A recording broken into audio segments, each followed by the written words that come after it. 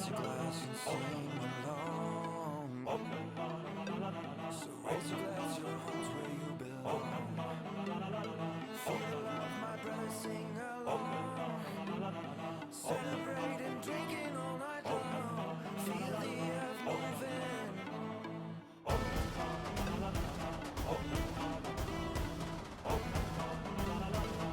Just let it in and let it out.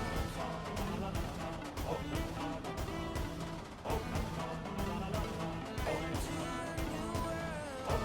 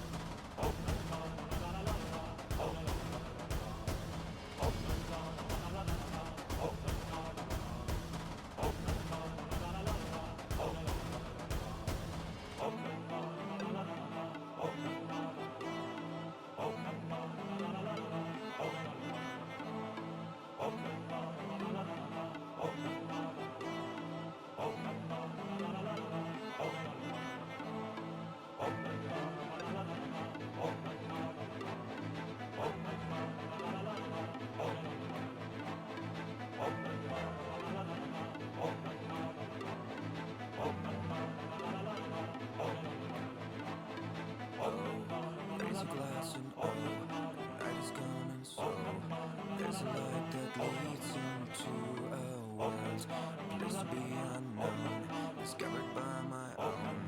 Raise a glass and sing along. So raise your glass, your home's where you belong.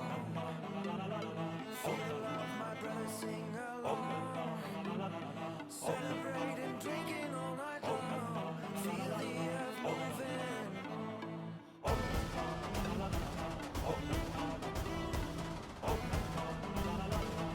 Just let it in and let it out.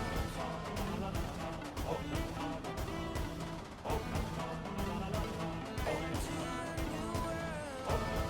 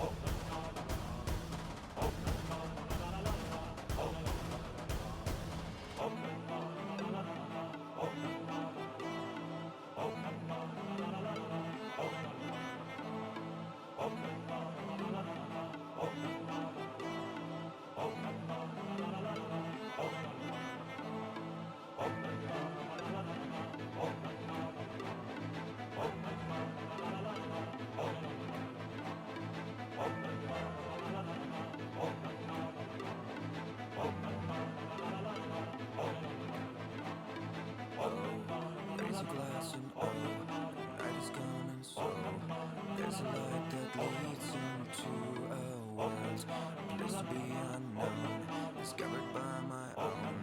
Raise your glass and sing along. So raise your glass, your home's where you belong. Feel the love, my brother, sing along.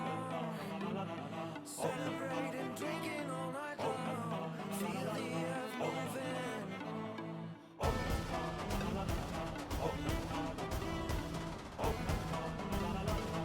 Just let it in and let it out.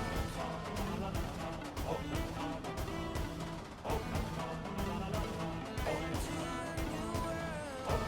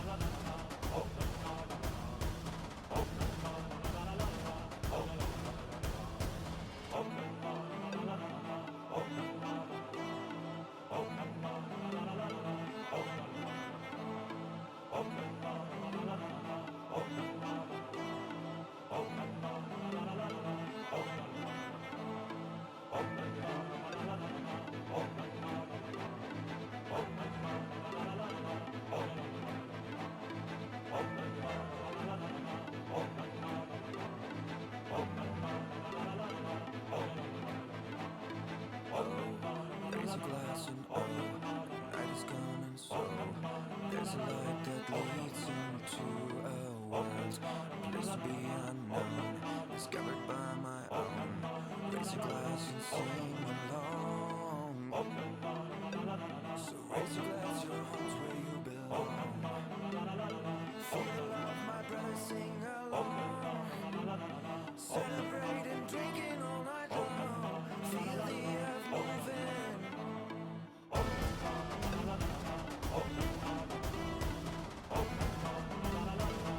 Just let it in and let it out.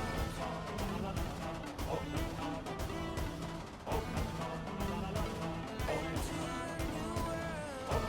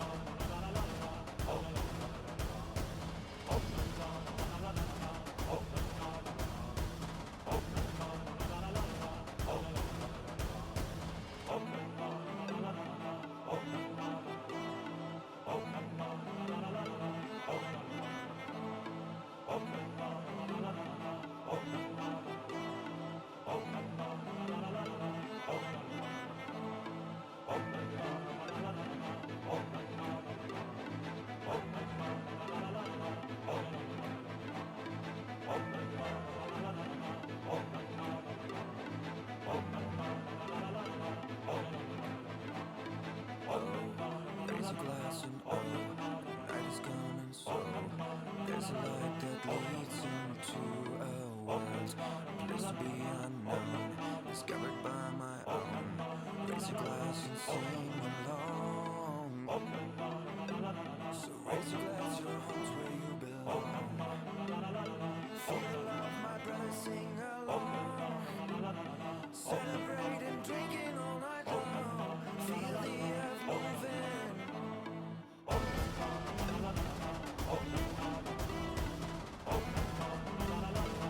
Just let it in and let it out.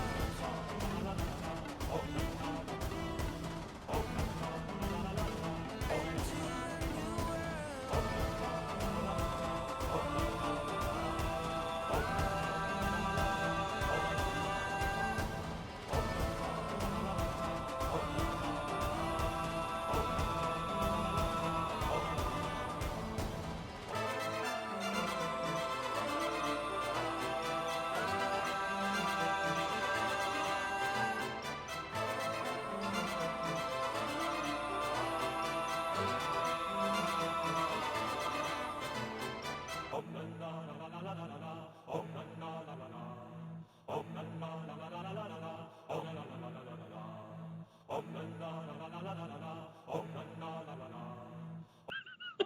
Isn't that the joy of critical drinking? Oh, hello.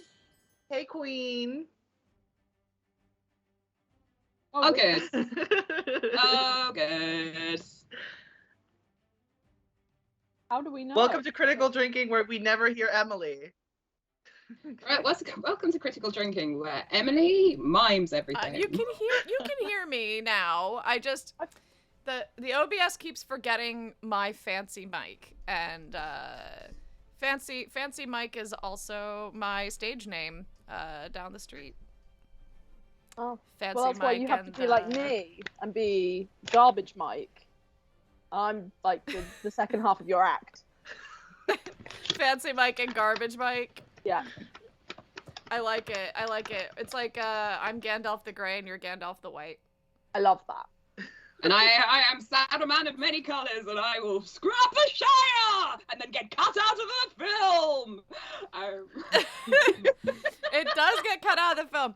Oh, my roommate made someone made like this observation that there was a poem about fucking Tom Bombadil that sounds like it's the Beastie Boys. So my roommate on Twitter made like a audio recording to sound like the Beastie Boys performing a song about Tom Bombadil, and I don't want to. I mean, it's pretty good. It's pretty. That fun. might be the best thing I've ever heard.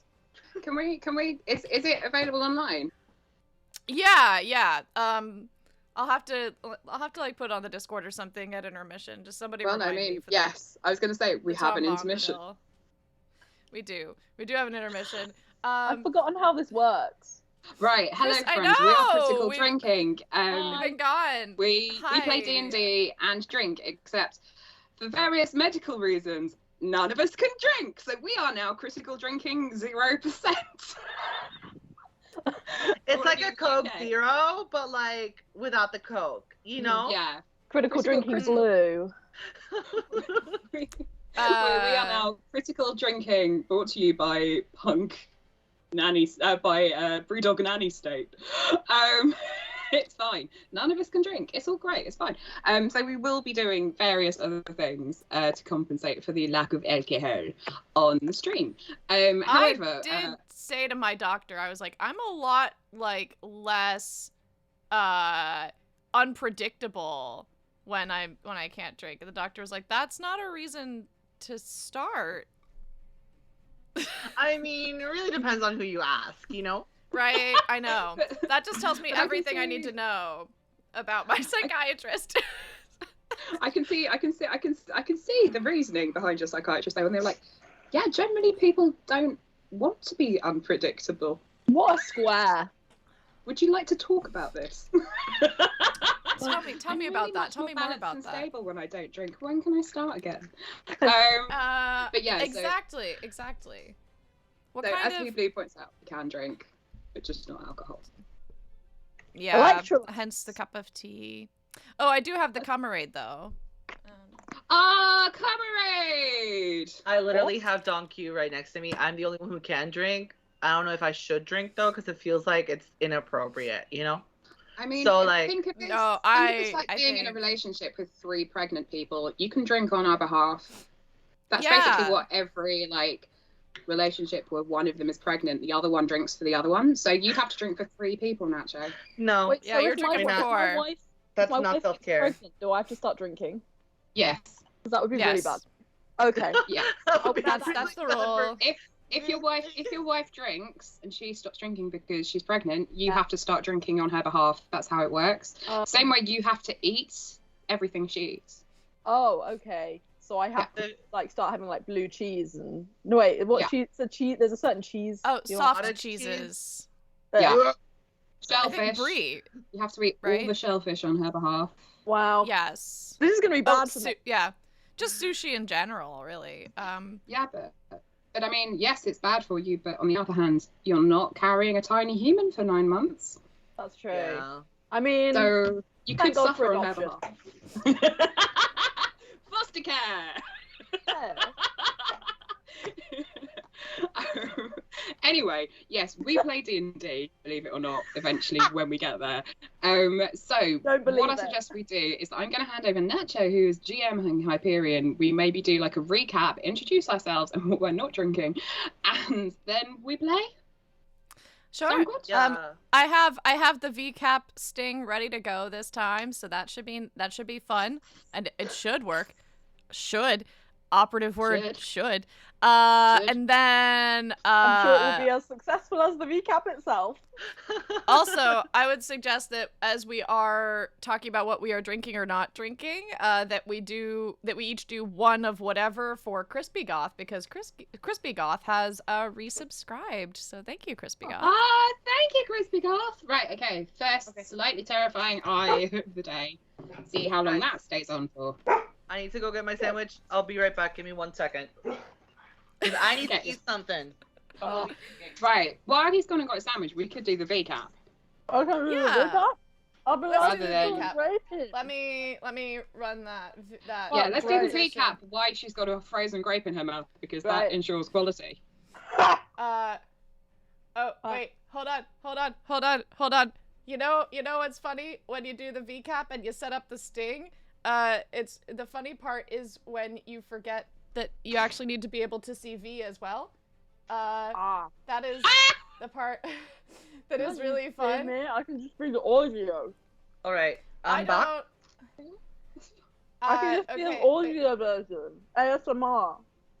A Samar. We Oh, do love ASMR. ASMR. There's Okay. no ASMR okay. in this campaign. What the fuck? Oh, wait, there is. Okay, there is. Ha! All right. Okay, I'm gonna transition for the VCAP. Ready? VCAP. Is there no stinger today for the VCAP? No? No. Oh, No. Wait for it. It's totally gonna be worth it when it happens, and it's. God damn it. My grape is rapidly That dissolving. was 100% not worth it, and now Nacho's left the That stream. was wrong. God damn it! Why? No, now everyone's backwards! Oh, God! Fuck! Why? Do I The need to sandwich. stop? It was there, and then it was in my mouth, and then it just fell. Literally, everyone but me is somewhere different. I'm Nacho. But- Oh, brilliant. Can we just swap characters or whatever? But I'll it's not- DM the game with no idea Oh, what's going to no. happen. I can be Sarah. I'll have to run the rig around to you. It'll be a courier. It'll be around in a couple of hours. I'll send my dad Oh. over. Yeah. No, I know, but it's hot and everyone's Oh. tired. Fair. So if they're on a bicycle, they might have to stop a couple of times on the around the M25. Okay, that much is fixed. I finished my So- grape. We've been away for a couple of weeks in case you can't tell, and we have forgotten how to do this. Did you try turning it off and turning it on again? Uh, Oh, good lord. But yeah. I really anyway. want to make this worse by putting us all in some like weird view that just kind of sends OBS into meltdown. I mean, if you were to do that, it would be really funny, but it would also be very Affect our stressful. friendship? It would not. Would it affect our? No. As we've established in conversations before the show, I am too tolerant in general. Yeah, that's true. Of things from people I care about. This googly eye is very disturbing, by the way. I keep catching Oh, sight yeah, out of it's it, horrible. and I'm like, It looks like a mole. It's deeply disturbing. yeah, but by the time I've got a lot of them, it's going to be full-on Sandman, like... Oh yeah. It's gonna be I'll great. end up with teeth for eyes or something. I don't know. Yeah. It'll be terrifying. I'm gonna leave the other half for the intermission, because, you know. All right. So, first of all, Sandman was a lot of fun and it made me very happy. Second of all, I'm gonna try the VCAP again. Here we go. Boom, VCAP with the stinger and everything. Oh my god, it happened for real. Wait, did it work? Does that mean I have I to mean, try it it now? sort of works. We'll look at it later in, like, debrief. Okay, great. No, Good the job. part that you're referring to, Sarah. Yeah, I'm still figuring that out, but we'll figure it out. So, welcome to Hyperion. Where this happens, I've been away for a while. I've forgotten everything. No, I haven't. We started with 3 of us in Hyperion, in a little town, and it was like coronation day for the new mayor or something. And then Zeus showed up, and then some stuff started sinking into the sea, and we were like, oh no, climate change. The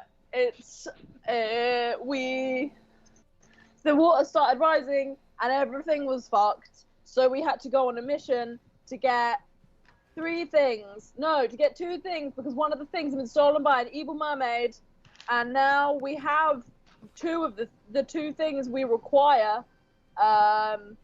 and we went to hell for one of them, and we went and we defeated a Hydra for the other, and now we're gonna go to the place where the monsters are, and we're gonna fuck some shit up and save my wife, which is most important of all. Yes. All And right. that's what you missed with Z. I've been watching Glee recently. I should have done it faster. Ba-da-ba-da-ba-da-ba-da-ba-da-ba-da-ba. Also, we had a flashback to our Sinaway's birthday, where we found out that her life was cool. Anyway, there you go. I did it. So awesome. Thank you, V. And V, what are you not drinking? Or what are you what's your deal? I'm drinking my usual electrolyte mix. I have one of the lemon and one of the blackcurrant because that's the only way it doesn't taste like sadness. And I am having frozen grapes that I let melt in my mouth as my alternative to drinking, because it just makes me talk funny and everyone seems to like it. And can we guarantee, for the happiness and comfort of the audience, that you will not be sticking a grape anywhere except your mouth this week? I can make no promises. Wonderful. Thank you, V, for that recap. I'm Nacho, or also known as EGOT winner Rita Moreno, and I am the dungeon master for this campaign of Hyperion. I am drinking Don Q. I don't know if I'm gonna do it straight up because this is not self-care. We'll see. But probably because I have some shot glasses over there, so I might just do shots of that. But yeah, V missed a couple, small minor details, but it's, it's fine. It's fine. We'll work around it. And before we start the campaign today, I wanted to give some closure to the prequel episode that we had, but we'll do that right after presentations. So take it away, Sarah. So hi, I'm Sarah, and this is my presentation for a new app which connects different dogs with different dogs for interbreeding. Preferably like, you know, because what we need are more crossbred dogs, really. Like, purebred is dead. We're all about your Labradoodle, your like, Your Corgi Labradoodle. anything. yeah, like basically it's called Mutts, and if you'd like to back it, it is available on Kickstarter. Mutts with a Z, right? Yeah, very much with a Z. Two T's and a Z. Two T's and a Z, Yeah. and yeah, you can. It's basically dating for your dog.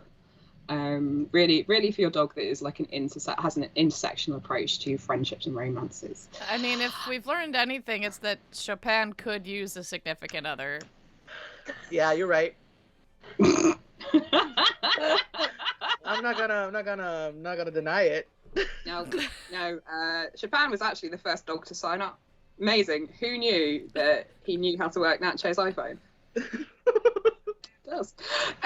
When I'm not creating dating apps and Apple-style Steve Jobs presentations, I am Sarah. I do stuff on the internet, and today I am playing Krishal, who is a barbarian who turns into a fox, who was raised by wolves, left the cave to become a realtor in the city of Hyperion, and really only cares about other wolves and real estate. And scene. Very good. Very good. Take it away, Emily.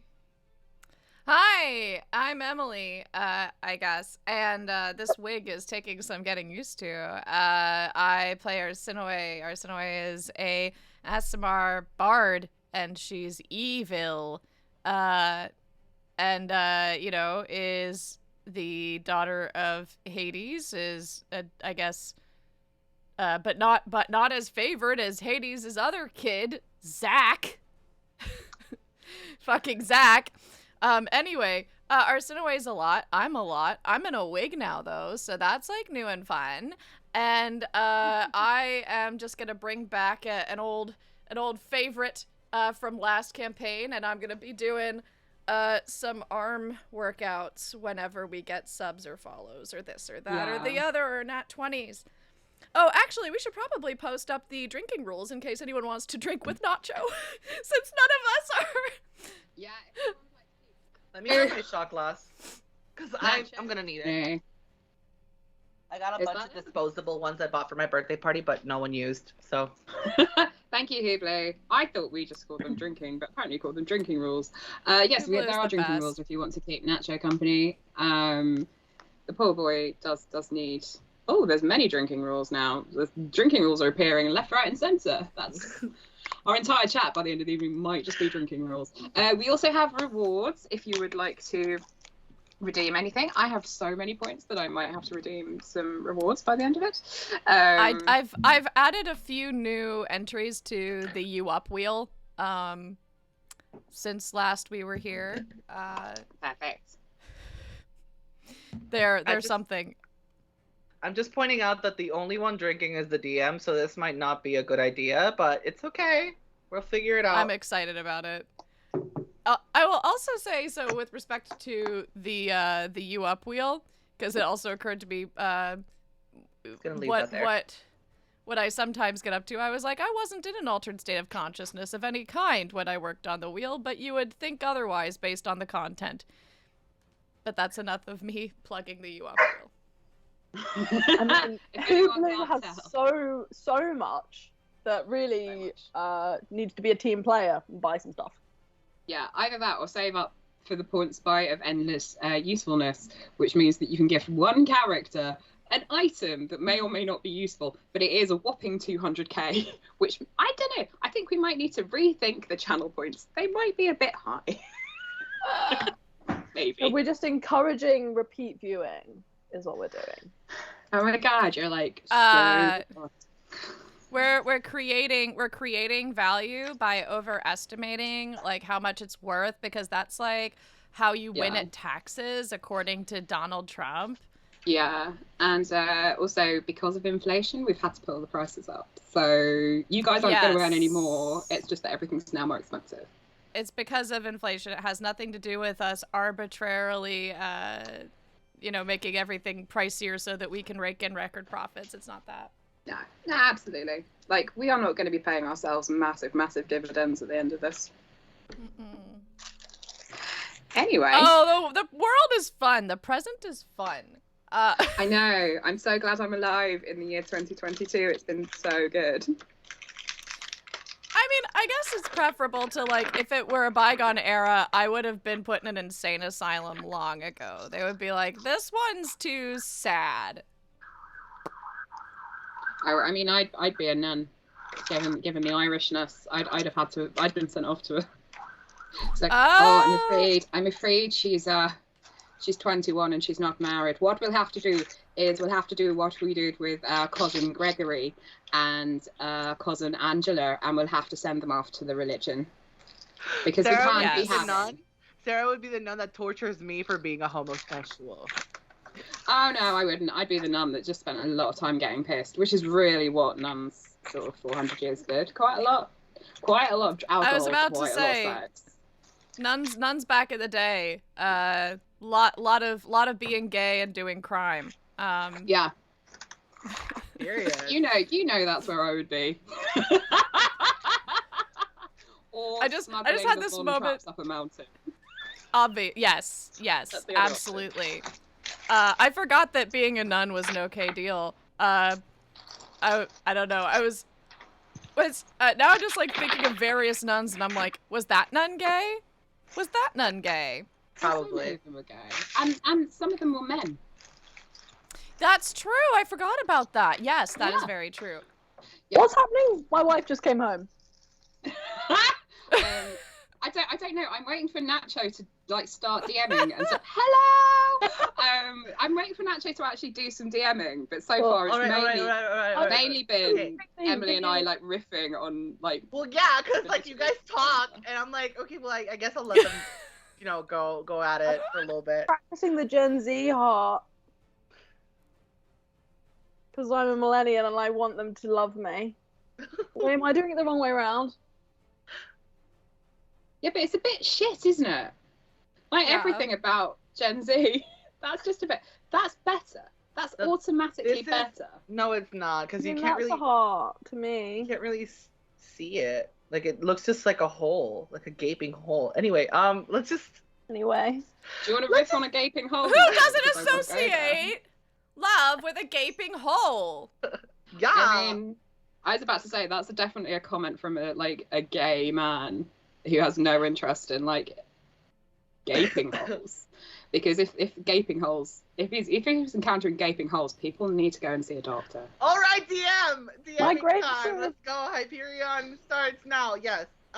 So last episode we saw a prequel episode with Arsinoe and her nanny, where they were planning a quinceañera, even though she is very white and very not Latina, and they were planning a quinceañera, and it was the 60s, so it's fine. It was before PC. So Arsinoe wanted to have a quinceañera, and then the day of her party, Zach went missing, and Hades ceased all operations in the underworld until Zach was found. Luckily, Zach was found, but he made quite an entrance during the fiesta, which they still had, because Persephone was able to sway Hades into letting Arsinoe have the fiesta. They were in the middle of the mother-daughter dance because Hades did not want to dance with Arsinoe. He was still pissed off at the fiesta. So Persephone and Arsinoe were dancing, and on top of the cake appears Zach, butt naked, covered in blood, and just falls on top of the cake. And Hades immediately turns the fiesta into a welcome home party, where Arsinoe's birthday is overshadowed by the coming of her brother. Butt naked brother, might I add. Also, the skirt of her dress. Naked. The skirt of her dress was ripped off so he could be covered. So he was covered in ruffled, like a ruffled dress. When you say When you say we were celebrating the coming of her butt-naked brother... Please don't. He was like 14 at the time. Please don't do this. Like the coming of Christ is what I meant. Like that. Again, No. still have many questions about that, but we won't go there. Okay. So yeah, before the fiesta ended, everyone was cleaning up. You had goblins and trolls just sweeping the corridor floors. The lighting was dim, and everyone was kind of like retiring back into their chambers. But before Arsinoe goes back to her chambers to do what Arsinoe does in her chambers, which is usually just, what do you do in your chambers? Arsinoe either just sort of like hangs out in the corner and reads, or Arsinoe just beats the shit out of pillows. All right. So before Arsinoe goes back to her chambers and beat the shit out of her pillows, Persephone stops her and says, Arsinoe, I'm really proud of you. And I'm sorry that your father doesn't have the attention that he should have on you. But I still really appreciate you, and I'm trying my best to be a good mother to you. Oh, thanks. You know, Dad seems happier now that you're in the picture, and Zach is also here. Persephone says, it's quite, you know, a blessing and a miracle that he's still alive. But I just wanted to say, happy birthday.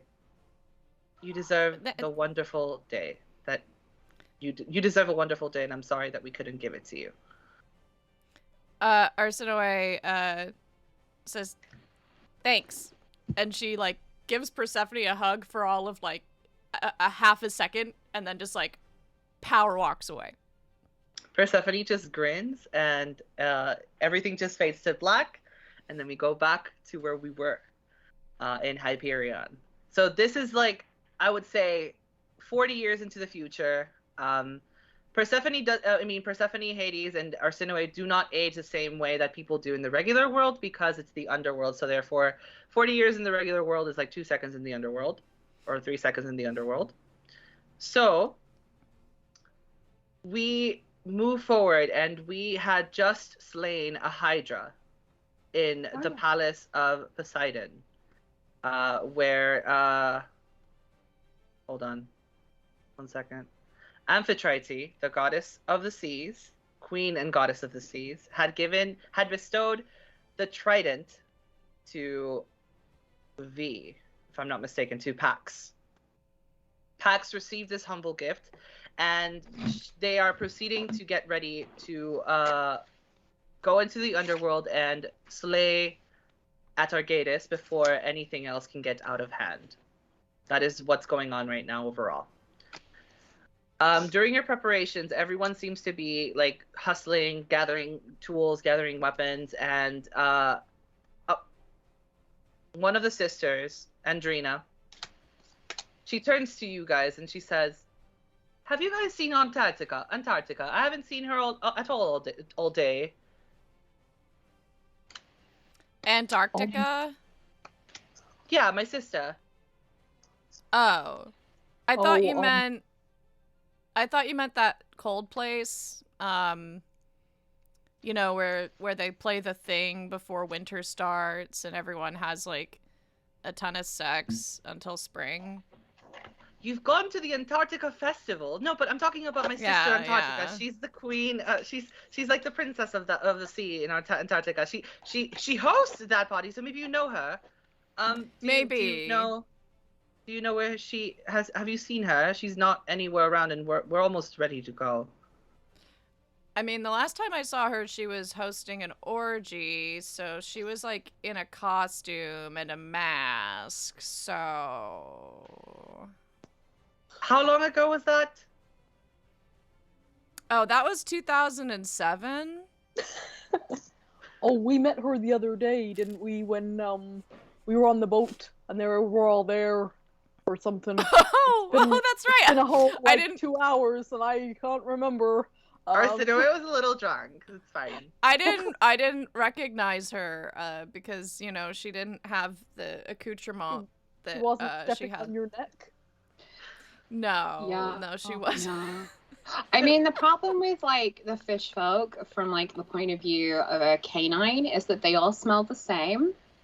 So it makes them quite hard to like distinguish from like I a wolf I perspective. think that might be racist. Andrina just kind of turns to Pax and says, "It's a little racist, yes." Oh. Could you guys be a doll for me and go look for her in her chambers? It's down the hall to the left.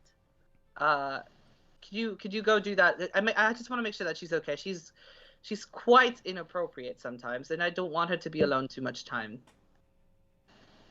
Okay. Well, I'm a married furbolg. I don't know how appropriate it would be for me to go. So is the whole Or party so do going I- down the chamber, or I'll stand at the back. You guys can go first. Arsenaway goes first and is just kind of like calling ahead, like, Antarctica, you're a legend. Can we borrow you for a sec? I mean, what I find weird is that they don't have like servants to do this kind of thing. Crazy, right? they're helping with like the weapons and stuff. So like everyone's really busy. She's the only one who's MIA. No one knows where she is. I think we might be the servants, actually. No. No? No. Oh. Maybe So just me then. you're walking down this beautifully lit hallway corridor, and you see just like seashells and like starfish all just like covering the walls, and you see coral like arches over your overhead, and it's like I would say like 30 feet high and like 40 feet wide. It's really a really large and impressive corridor, and you see a bunch of hallways. You see one to the right, one to the left, one that goes like diagonally, and you just kind of like get this feeling that you're like in a maze almost. And as you're walking down this corridor and you reach the end of it, you turn to the left. And as you turn to the left, an immediate temperature drop occurs, and everything just becomes really, really cold. So cold that you guys can see your own breath, and you guys can see kind of like snowflakes forming around in the water as you're like walking by. And as you're walking by, you find this door with an ice A over it. What would you like to do? Does anyone want to build a snowman? Do we want to build a snowman? No response. Come on, let's go and play. No response. Okay. We never see you anymore. Please Out the door. stop. Like you've gone away. No response at all. It seems almost like everything's like dead silence. Like this is the first time since you entered the Palace of Poseidon that everything is just dead silent, and there is not a sound, no like bubblies, no nothing. It's just simply cold and piercing silence. Antarctica, are you there? We were sent to fetch you, and well, my colleague here thought the song might cheer you up. The door creaks open, but just a little bit. Like not enough for a person to go by, but enough to like look inside the room. And when you look inside the room, you just see ice figures and like almost like ice statues. But these ice statues look familiar. They're ice statues of like yourselves, ice statues of Amphitrite, ice statues of even at Targatus, like everyone possibly involved in this is as a statuette. And there's multiple versions of each statuette. Oh my god, this is completely like my winter prom, where like they did statues of everyone, and like admittedly they were mainly wolves, but it was really cool. Oh, Do you guys want to walk inside, or do you want to like kind of like stay outside and make sure that everything's okay before? Pax is just gonna do a little like fake trip and push the door. Oh no, I fell. Oh, whoops. And then just be Okay. in the room. So as the door busts open, one of the statues falls over and just shatters all over the floor, turning into snow immediately. And as you keep kind of like looking around, you see this beautiful white mermaid with like a white iridescent pearlescent tail. So she has like really beautiful like rainbow colors in her tail. And she seems to be doing something in front of a block of ice. Like she seems to kind of like be casting some strong magic, and you get the sense that you shouldn't be there. Oh. So Arsinoe goes, we'll let you finish that. We're all hoping to see you outside. Have a good one. And Arsinoe just kind of like retreats and doesn't fully close the door, like leaves it cracked again, but just kind of like it leaves the room. Before you're able to get behind the door slams behind you. And she says, I told my sisters that I would be out in a minute. I just have to make sure that everything runs perfectly before we go over. Over. And then she says, over to Tartarus. I'm sorry. I don't know why I'm talking to you guys. You guys should be worried about something else. I'm literally just trying to save your lives and save your futures. I don't know why you're here. I don't know why you're in the way, but you're constantly in the way. And this is literally what's going on in my vision right now. And I don't know how to fix it. Everything's broken. Hi, my name's Chriselle. We met earlier. So first things first, we're not in the way. We are the saviors of the universe, and we're here to stop the apocalypse. Zeus has told us that, like, because as we all know, Zeus is the daddy god, and so therefore we have to pay attention. The next thing I know, Look around. I mean, darling, I've been having the dreams for weeks now, as has everybody else. And let's be honest, it doesn't end well for anyone, but she is married and she's expecting a litter of about 30,000 different creatures. So we need to like make sure that this all works out because they need somewhere to be birthed into, because otherwise inconvenient. So it's like Noah's Ark in her uterus. 100%. There's like at least 2 of everything, and also just so you know, Arsinoe's arse is not that big. Wait, what? I mean, into me?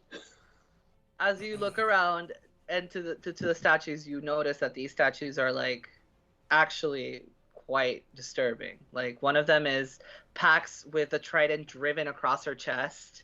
The other one is like Arsinoe dead on the floor with her head cut off. The other one is like Arsinoe again, but this time it's she's hung by like seaweed over the gates of Tartarus. Like these are really disturbing images, and they all seem to point to one singular thing, which is your demise. Chriselle walks up and points at the one that's like hanging, and she's like, look at that, like Arsinoe, like she is curvy, but there are not that much hip on her. Like seriously, you could park a bus in that, and that's not what she looks like. I think that, yes, that is one of the ruder parts of this depiction. It is rude that I am being hung, but you're right, it is also rude that I'm being inaccurately represented. If you would kindly take just 5 seconds to closely examine my rear end, I think you'll find that the shaping was off. Yeah. Oh, I don't know. I think your ass looks like that. Interesting. It's nice, though. Wait. Stop it. Bad Pax. Okay, so this got awkward. Antarctica, right? So I see what you're trying to do is like look into the future and like discern different possible combinations of what will happen. The truth is, my understanding from talking to some other gods is that they have no fucking idea what they're going to do, what we're going to do, and that it's completely unpredictable how all this is going to turn out, because Celestially, I think we might be like loose cannons. I'm trying to understand why they literally trusted 2.5 idiots with the saving of the world. I literally don't understand. Am I the half? And I feel like she's calling one of us short, but we're all like exactly the right height. I mean, I won't lie, I'm getting very much to the stage where like the wolf in me, well, the fox in me who wants to be a wolf is very much like, let's get like a piece of ice and just like ram it up her ass. But that would be rude and inhospitable, and we did just kill our Hydra, so, you know, I will refrain. So should we just leave you to it? Because I think we have to, like, go now, or pretty soon, at least that's what your sister said. We can just leave you alone, but I think we need you. I will be out in 10 minutes. You can tell my sisters to wait for me, or you can go ahead. But if you leave without me, one of these, and she points to the statues, will come true.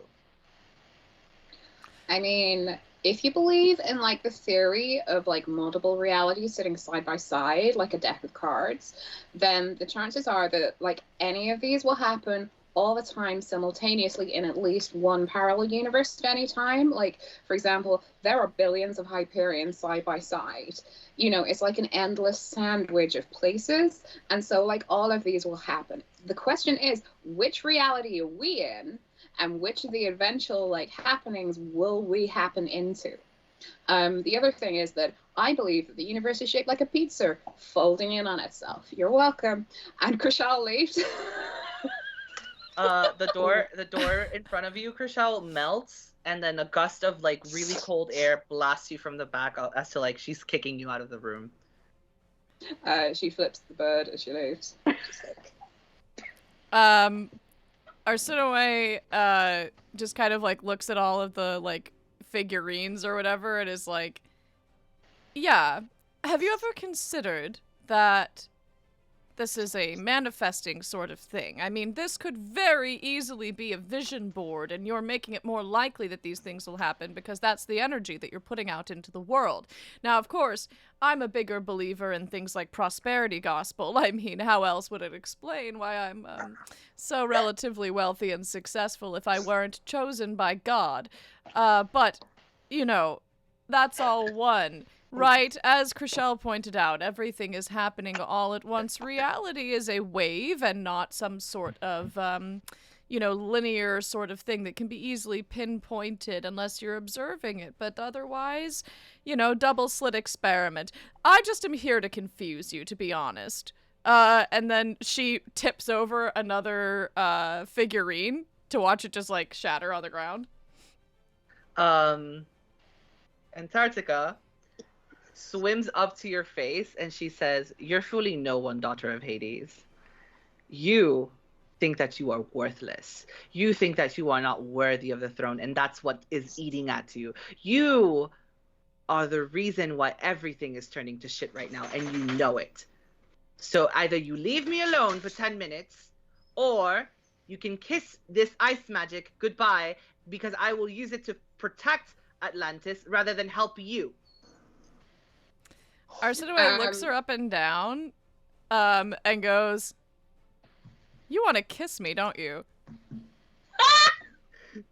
Antarctica just says, "That's not the point." Do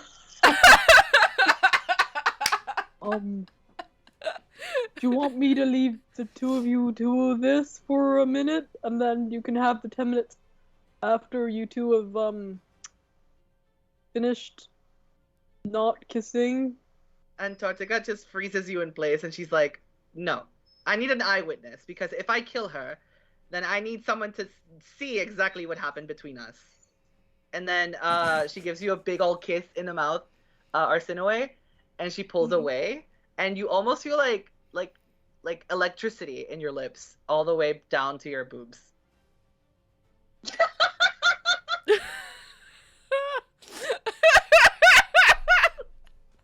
Let me explain how how this works for women at some point, Nacho.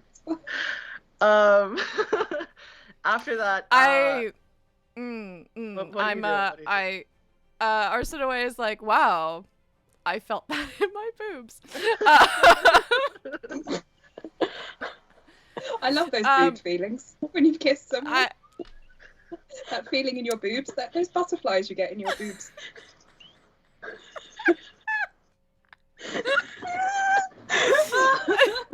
I don't say reason, but my boobs are having such feelings. I swear to God, I feel like emotion. I think my boobs feel like they're trying to just run laps around the room. Can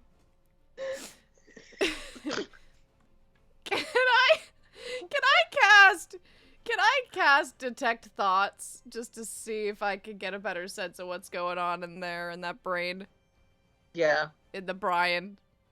Yeah. All right. So, Wisdom saving throw of 15. 1 second.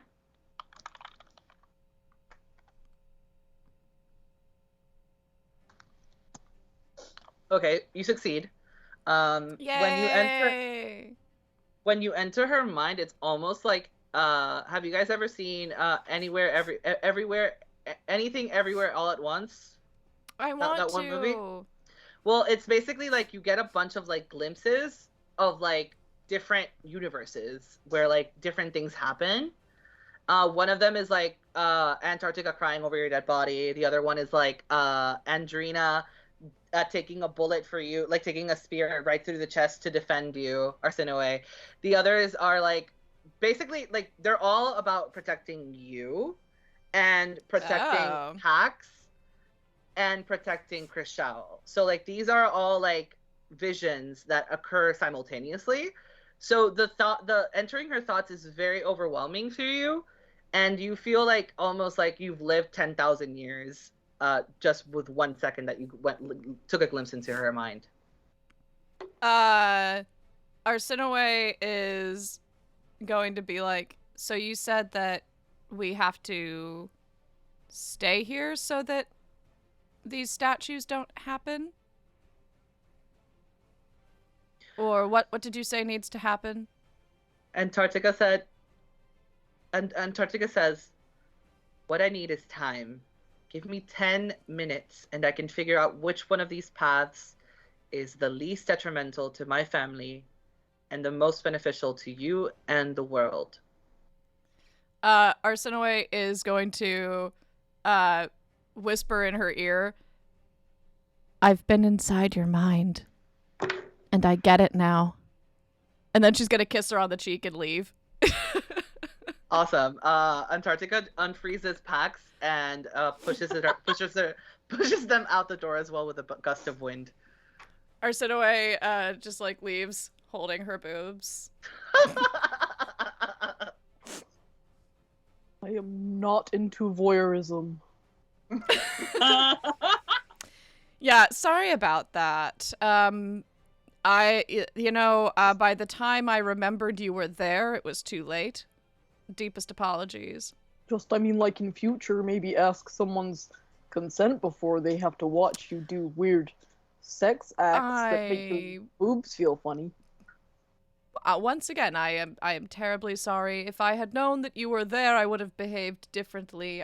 But yes, I've never quite experienced a kiss so powerful that my boobs have vibrated. Oh, you haven't lived, my friend. I know. That's what all like, the most powerful kisses do. It's like I have two chihuahuas strapped to my chest. Yeah. Pax goes to a flashback where like they're kissing their wife, and because of seeing that they're verbal, all of their boobs are vibrating. It's the first kiss. It's beautiful, just vibrating like lines of boobs. Yeah. Thinking back to Pax's wedding, it's just nipples all the way down. So you guys... I'm beginning to get tricked into thinking this is a thing now, where I'm like, wait. It's cat. Do I need to be concerned? Also, I have questions about what Nacho feels in his boobs because he has boobs as well. So I'm like, is this based on everyone has I boobs? assumed in reality it's the cold, right? Just the cold. It's not like cold. It's just the cold. sexual. It's electricity, It's like a shimmy.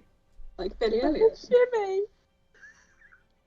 So, okay, you guys make it outside of Antarctica's chambers, and the temperature immediately starts rising again as you're walking back to the main hall, where everyone seems to be set. So Andrina has her weapon.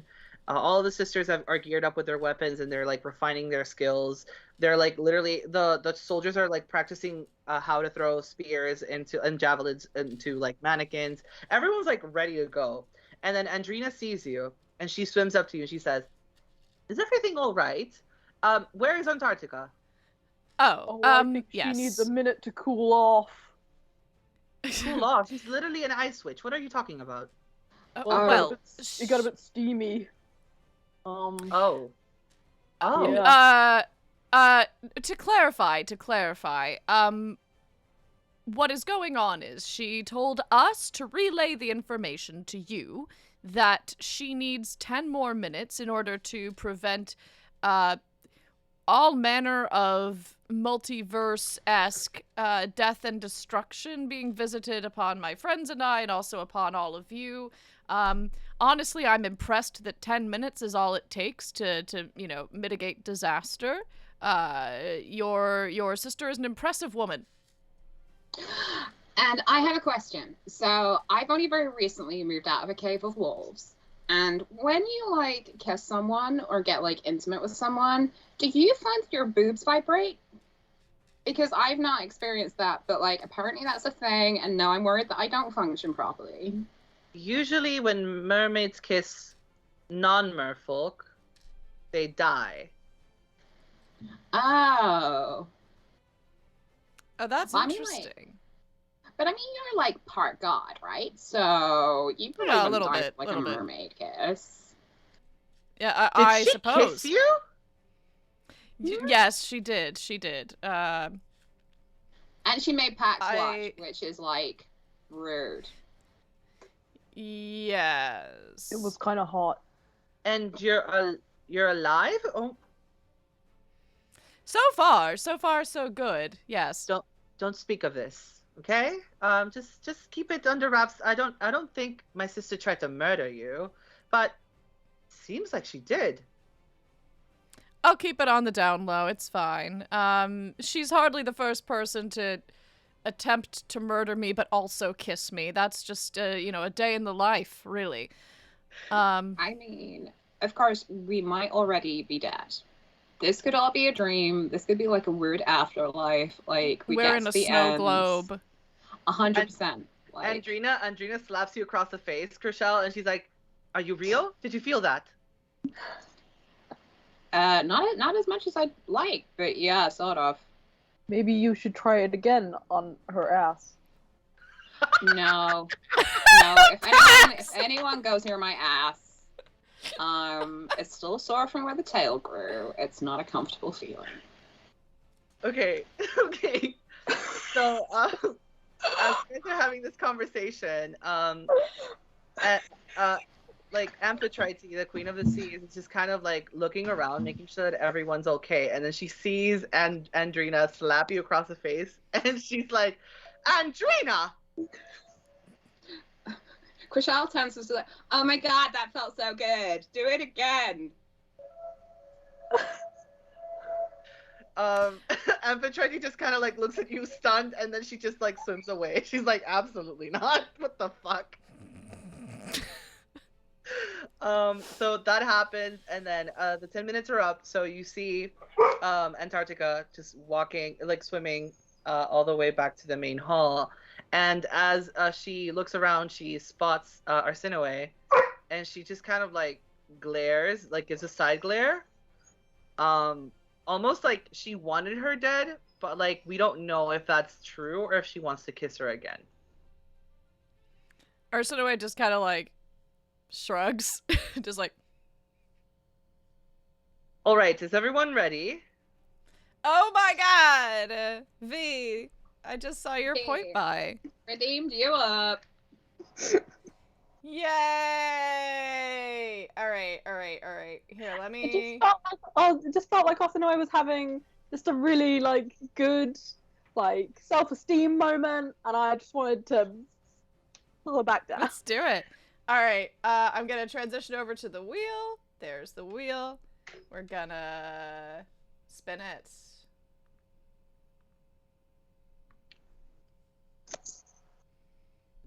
There's not a whole load. Oh, it's spinning now. That's fine. Ooh, it's a wheel. The beer's making me feel a little bit seasick. Hmm. The fact it's going down. It's like, what's happening?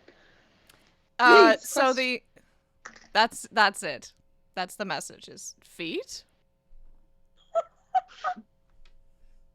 So you Who's just it get from? you get a text from Ryan, and Ryan is literally just like sending you a picture of his foot with like rings on it, and he's like, "What do you think? Do you think I should like wear these rings on my feet, or do you think I should like not wear feet jewelry because it's weird?" Arsinoe just sort of stares at it for a very long time, and then messages back like, if it's for business, 10 more rings on your toes. If it's for pleasure, maybe dial it back. Ryan just says, "Gotcha, babe. See you soon." He just like doesn't respond to any more texts. Rochelle, who's Sure. reading this over Osinoe's shoulder, is like, oh wow, he's got game. It's a shame it's not some crosses. Wait, what was the last part? I said, she said, oh my god, like, he's got game. It's a shame it's not some crosses, though. Oh. The last two words, I'm still... Knots and crosses? Not some crosses, or, Knots and crosses. fuck, what's it called in the US? Do they not call it knots and crosses? You know, where you have a Knots and grid crosses. and you put in zeros and X's. Knots and crosses. Oh, tic-tac-toe? Ugh. Good translating. What part's the toe?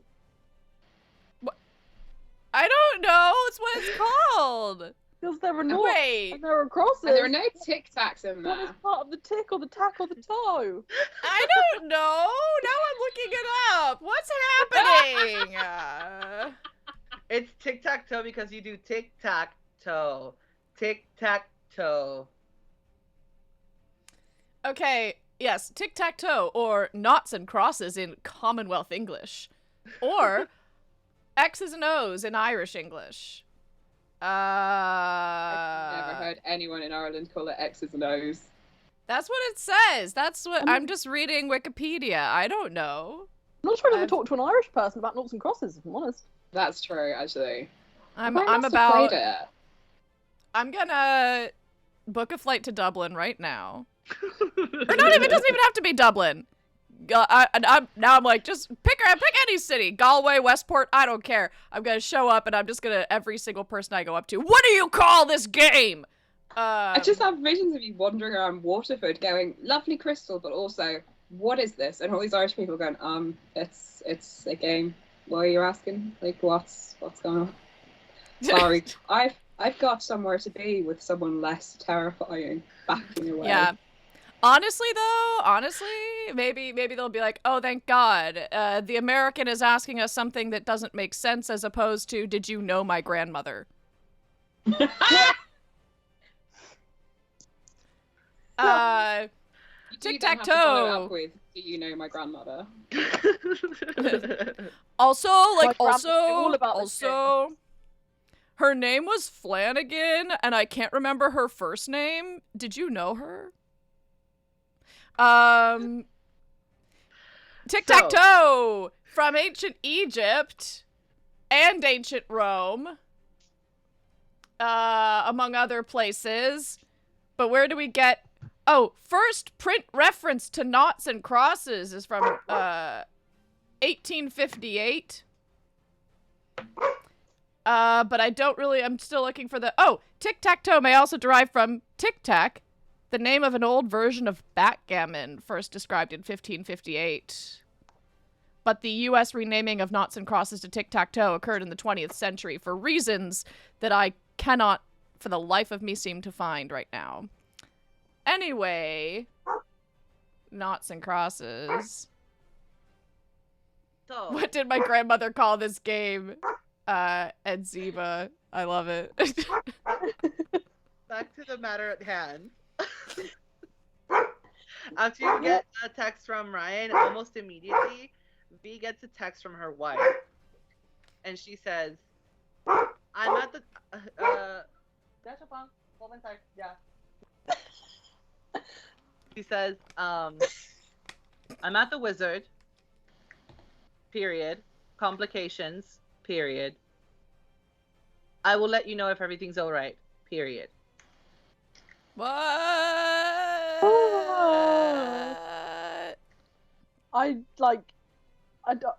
Do we have phones? I don't understand this fantasy universe. Yeah. You have phones or sending stones, but sending stones also work as like an iPhone essentially. Okay. In my Can I world. try to call her? Yes, you try to call her and it immediately goes to voicemail. Like she declined the call and she says, "I'm going into the wizard's office right now. I will let you know what happens. XX." Oh, okay. I love you. So, complications arise in the pregnancy. You don't know what's going on. What would you like to do? Gynecology wizard. This is a gynecology wizard. Well, I just reply saying, "Okay, love you," and then I just put my magic rock away, and just am like, "Nothing I can do right now. Let's carry on." All right. Save the world and hope for the best. So Antarctica, Andrina, and the rest of the sisters all assemble at the gates of Atlantis, and they are prepared to swim out. You have two options as a party. You can either go back to the ship where Captain Fischl and what's his name? Tullius are waiting, or you could simply just go directly to the gates of Tartarus and try to open them alone. What would you like to do? We have like a mermaid army, so I'd just go for it. So I've been thinking, like, if every version where there's a mermaid ends up with all the mermaids dying, trying to protect us three, would it make more sense to cut the mermaid thing out? Oh, I would definitely feel better about going into this with the protection of a lot of mermaids. Just because I feel like if the mermaids aren't there, then we will be the dead ones. Not that I want the mermaids to die, but I don't want me to die either. And I feel like my chances are better with mermaids. This sounds awful.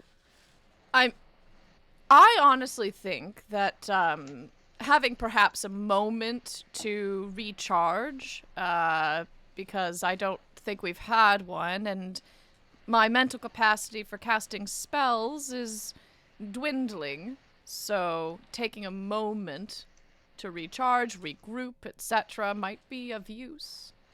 Tritia, as soon as she hears you say, taking a rest or taking a break, Tritia scoffs, and she says, "Ugh, these humanoids are so weak. They have to rest to do anything. She's lazy," and she's talking to Andrina about this. You kind of overhear the conversation, so you just hear lazy. You hear you just hear the scoff. You kind of hear her talking about you. What would you like to do? Well, at least when I have a period, it doesn't involve having to bury a sack under a bunch of sand. What does it involve? Well, I'm part god, so generally speaking, just a few sparkles kind of come out of there, and then I'm good for the month. Oh, Wow, that sounds great. that sounds ideal, really. Yeah, I've been told that one sparkle is one, one egg, one potential child. However, I think that is just an old wives' tale because that is entirely too many. That would be a litter. That would be yet another Noah's Ark uterus kind of vibe, and I'm pretty sure that historically people in my family give birth to one child at a time, usually. Well, I don't think you're getting rid of one at a time. I think you're getting rid of a bunch at a time, and then you only have a finite number anyway. I'm queen of the eggs. So as this conversation about periods is going on, Andrina is calming down Tritia. She's like literally like using all of her like charm and charisma to save Tritia from having a fucking nervous breakdown because she's like angry and she's willing to like drive a javelin through someone's chest right now. And then look at me! Tritia, I'm so sad. Who's going to fertilize my egg sac that I buried next to the Wendy's? Sorry. So, I'm so sorry. Andrina is able to calm her down. You know that conversation you were having earlier about being more predictable? Really? Oh god. I need a shot. Hold on. I need to take a shot.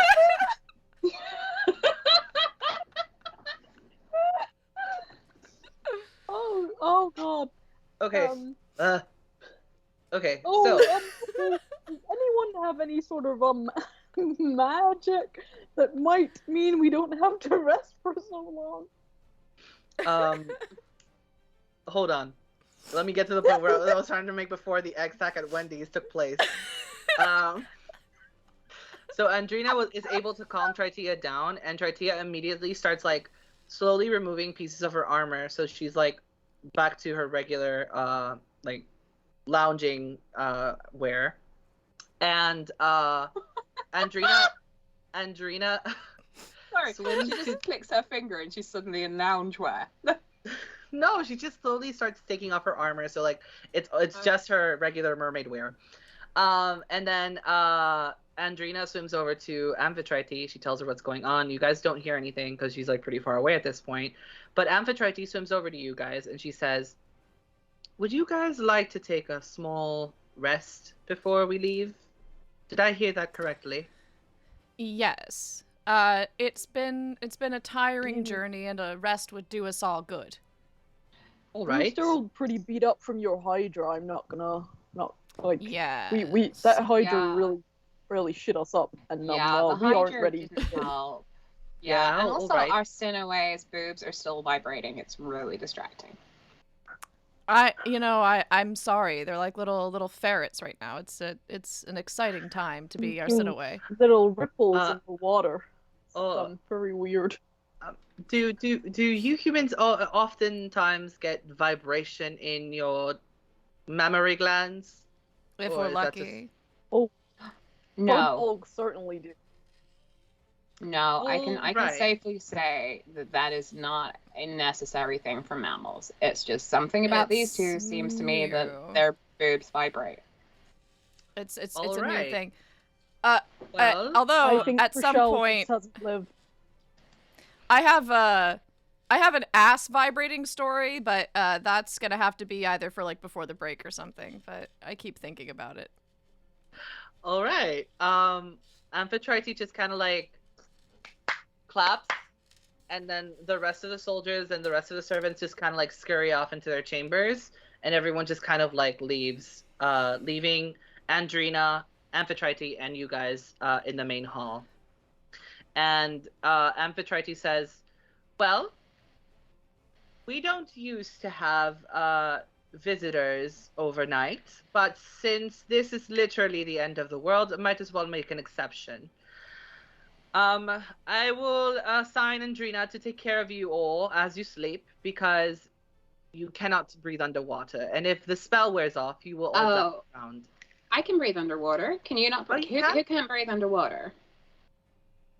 Yeah, probably best.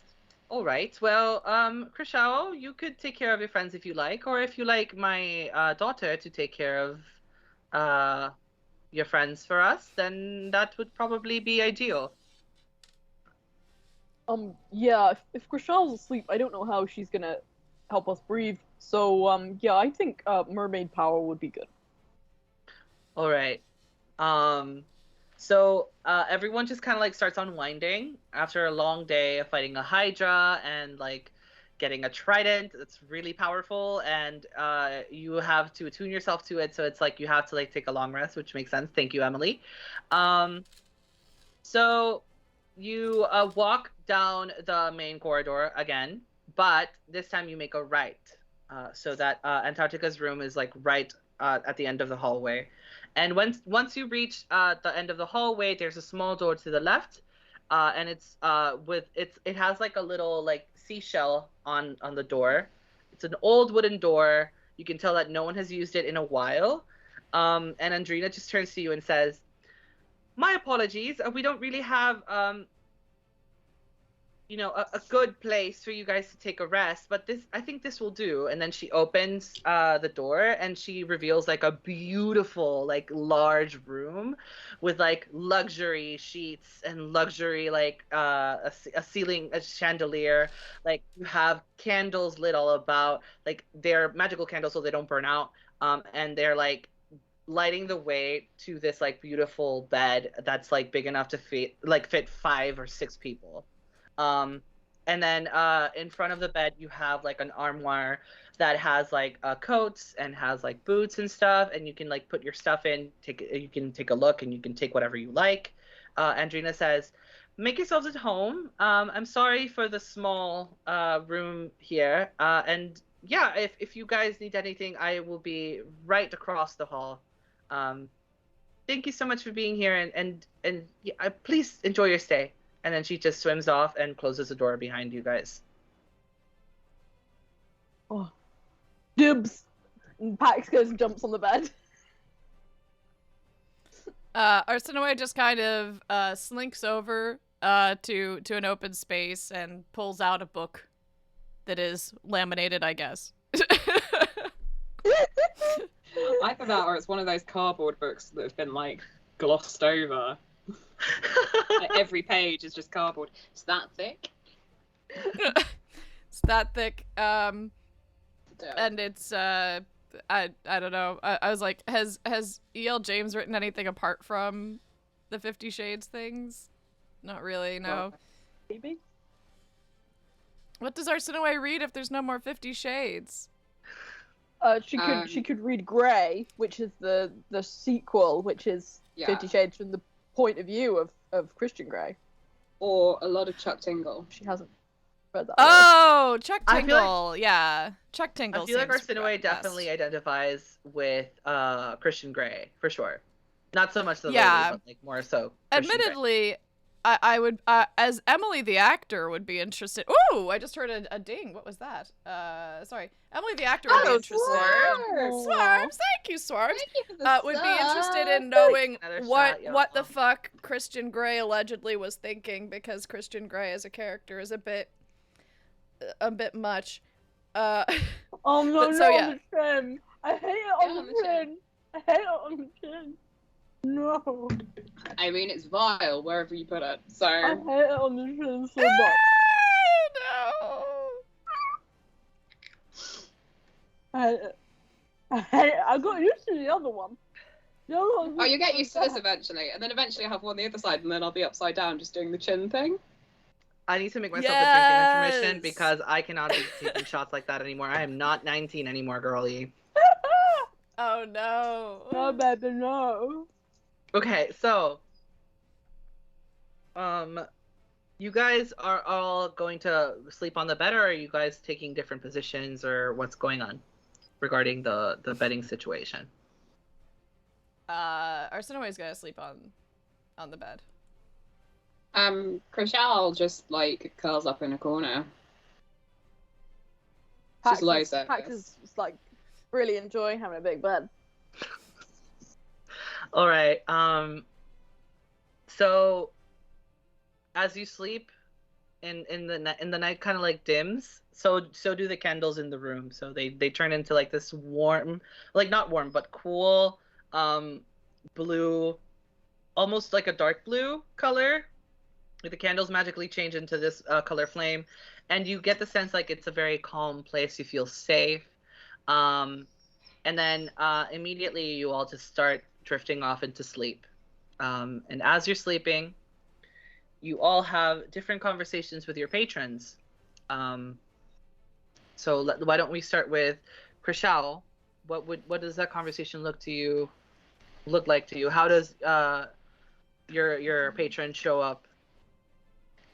Oh god, I mean, Saturn just like wanders in like a big fat patriarchal white male with a beard. Really, Mhm. that's generally how he manifests himself. So he just walks in the And- door. Oh yeah, he just wanders in and starts making himself comfortable. Okay. He's very much man spreading as well, as you would All right. expect. Your deity Saturn, he walks in through the door, and as you look around, Krishal, you see the shadow of Pax and Arsinoe, but you don't really see them. It's more like you see the outline of them and you know where they are, but you don't Yeah. really see them in this dream. Saturn sits down, and he's like munching on some like little fingers that he got somewhere, and he's like, "Are you ready for tomorrow?" I mean, I don't really know what's going on tomorrow, but maybe, like, I did want to talk to you about something though, because, like, I've started to get this, like, weird thing where I don't know, like, I feel like I'm cursed in some way, shape, or form, and, like, if I do something involving blood, like, I'll be able to do stuff. Blood curse. Yeah, like, do you know what I mean? Like my blood's really powerful, and if I let it out, it will like, I don't know, like stuff will happen. Like it will get like crazy. Yeah, I think blood is powerful. And he continues eating this like not chicken fingers, children fingers. And he just like starts munching on him, and he's like, yeah. Maybe you're right. Maybe you should try like drawing some blood, and let's see where that goes. Okay. I mean, I'm a little bit worried about my iron levels because anemia runs in my family. Like, so, I mean, if you've got any of those fingers to spare, if you could just leave them, like, on the floor and I'll eat one when I wake up to make sure that, like, I'm properly, like, topped up. He grabs one of the fingers and breaks it in half, and he drops it in the floor. And he's like, I'm sorry, dude. These are really good. I can't just, like, give you all these. Oh no, totally. That's not what I was asking. I mean, have you got any of that? Like last time we had dinner, you had some really good garlic and herb sauce. Do you like have any of that? Like you had it in like a little pot. Oh yeah. You know what? I'll send my assistant in the morning, and she'll drop it off for you. Sound good? Oh my god, that's like so good. Thank you so much. Okay, wonderful. See you later, Toots, and I hope that you have a great time doing, your picnic with your friends. Oh my god, like thank you so much, and thank you for swinging by. Like it's always great to see your face. Same here, Toots. Same here. Got a reason to go to sleep now. Ha ha ha ha! And he just walks out the door. I mean, I won't lie. There are other deities. Maybe when this is over, I might reconsider. But the food is really good. Arsinoe, you drift into a deep slumber, and you wake up to someone stroking your hair, like very gently and calmly, and you know this feeling because you've had it before. So, and you open your eyes, and in this dark room, you see this glowing blonde head of hair, and it's Persephone. She has come to visit you, and she says, "Hello, summer child. How are you doing?" Hey. doing okay, all things considered. I was really lashing out and feeling sort of stressed and confused, given that everything that I knew kind of got turned upside down in a matter of days. But I think I might be just dissociated enough to get done what I needed to get done. Like I don't feel things as much now. So I guess that's good. Persephone just kind of chuckles to herself and she says, your explosive nature was probably my favorite thing about you, so make sure you don't lose that, okay? Oh, thanks. Thank you. And then she says, your father just wanted to protect you. He didn't do it the right way because he hid a lot of things from you, but I just wanted to let you know that I'm immensely proud of you, Arsinoe. You've done great things for the world. Oh, shit. Thanks. Thank you. And then Persephone kisses your forehead, and she turns to Seafoam, and just leaves. You go back to your slumber. Pax. Demeter, kind of like jumps in through the window, making a loud sound. Oh. And she's like, oh my God, I had such trouble finding this place. And she just starts brushing off, like, it's real wet down here. I know you're probably here to talk to me about Sarah. You're probably here to talk to me about the impending situation going on tomorrow and stuff. But do you know what's going on with my wife? Your wife? Yes. I had my assistant take her to the doctor, to the wizard doctor, witch doctor, and he says that everything should be fine, but she shouldn't eat so much kale. Do you know anything about that? Kale? I don't know why she'd be eating lots of kale, unless I forget something from previous episodes of this where I encouraged her to eat lots of kale. I don't remember if I did that or not. No. I don't know why she'd be eating so much kale. That's a really strange choice for her. So the doctor said that because of the kale, she's gone into like a premature labor, because it's almost like her body has so much iron that it's willing to lose the blood. Oh. So don't worry, everything's all right. Nonetheless, So, I have to make sure that she doesn't eat so much kale. So I'll start weeding the kale from her garden so she doesn't eat as much. Yeah. I prefer her to not have them too soon. Because I'd like to be there for her. Because I know it's gonna be quite the situation. Sarah, no, it's not science. She's only got a tiny frame, you see, and that's a lot of furball to come out, you see. So What are you talking about? So much furball? No, there's only 2. They're twins.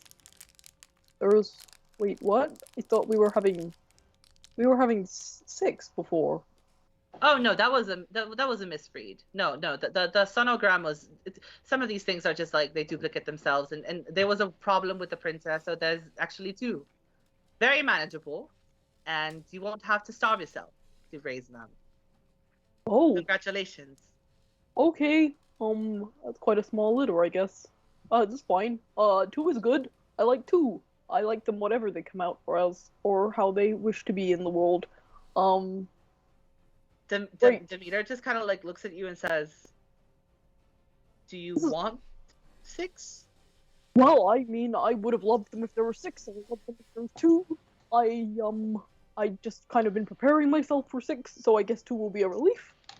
I guess. I don't know. We'll see what happens, I suppose.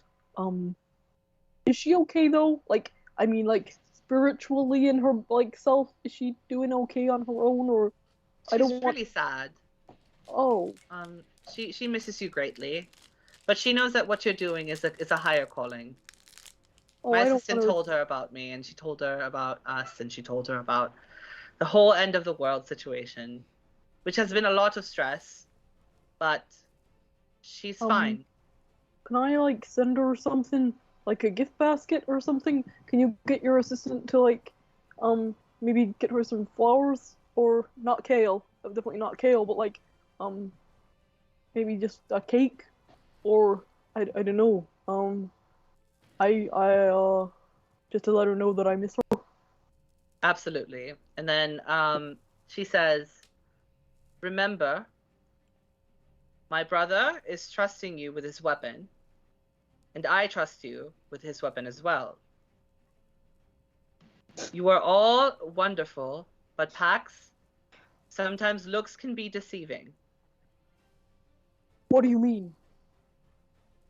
And she looks around, she says, I don't have much time, but Well, I I will feel send like I that wasted time. I will send that gift to your wife, don't worry. Thank you. And sleep well, okay? Wait, what? Looks can be. You can't say stuff like that on the please. She grabs a bunch of dandelion seeds and blows them on your face, and you just fall into sleep. And in the darkness of this chamber, you see all of you kind of like drift back to consciousness, but it's not morning yet. And the lights in the room, the candles in the room, are glowing so faintly, and they go dimmer and dimmer with every passing second. Eventually, all of the candles light out. And in this dark room, you hear a cackle. And this cackle is familiar. You've all heard this cackle before. And Atargatis has a message. She says, I know who you're bringing here, and I know what you plan to do. Nonetheless, my sisters are no match for the darkness that I can hold. And then the candles just light up, and you all fall into a deep slumber once again. And that's where we're going to take a break. Yay! Awesome. All right. So, I am seeing that it is 3:42 Eastern, so I guess that makes it 8:42 at night. Should we just round up and say that we'll be back at the hour? Yeah, do we want to do that? Sure. Or is that's a long break? That's a What do we bit, think? that's a bit long. Very long break. Yeah. We could do a 10-minute That's a very long then. break. 3:52. Yeah. So Let's 50. come back at 55. 53. Let's do 55. 55. Okay. 55 Because that's after an easy the hour. number to remember. Sounds good. 55. And, We'll guys, see you soon. Emily, you're gonna post your housemates Bilbo Baggins. Tom Bombadil's song, yes. And then and maybe when we get back, I could talk about my ass shaking because I was too nervous. No, we All can right. do that now. See you. Let's do that now. I How see can you, I look that baby. shaking? Shaking that ass. Twerk. In years past, I had gone to visit Sasha at a home where she had many roommates, and I was sleeping on the couch in the living room when I heard glass shatter. Someone had punched through the glass of the door, and I, not knowing what was going on, kind of like just froze, but my ass was like vibrating from being scared. But that turned out to be her roommate, who was just too inebriated to remember how keys work. And then some other roommates came to confront him about this this behavior. And my ass is vibrating, my brain is not fully functioning, so what comes out of my mouth? But I'm just gonna skedaddle upstairs. And I went upstairs and I sat down on Sasha's bed, and she was like, "Are you okay?" And I was like, "My ass won't stop shaking." And I said skedaddle. There is nothing wrong with skedaddle. There's nothing wrong. And you have the right accent for skedaddle, whereas I said skedaddle, people think I was taking the piss. Yeah, so anyway. They say skedaddle? Skedaddle. Also, I like 55. I'm 55. So let's celebrate the muscle control. Most of us don't have enough muscle in our butts to like vibrate when scared. I didn't know my ass did that until the chips were down, until the shit hit the fan. All right. That's a different story. Let's go to intermission. Yeah. Bye everybody. See you at 55. Woo!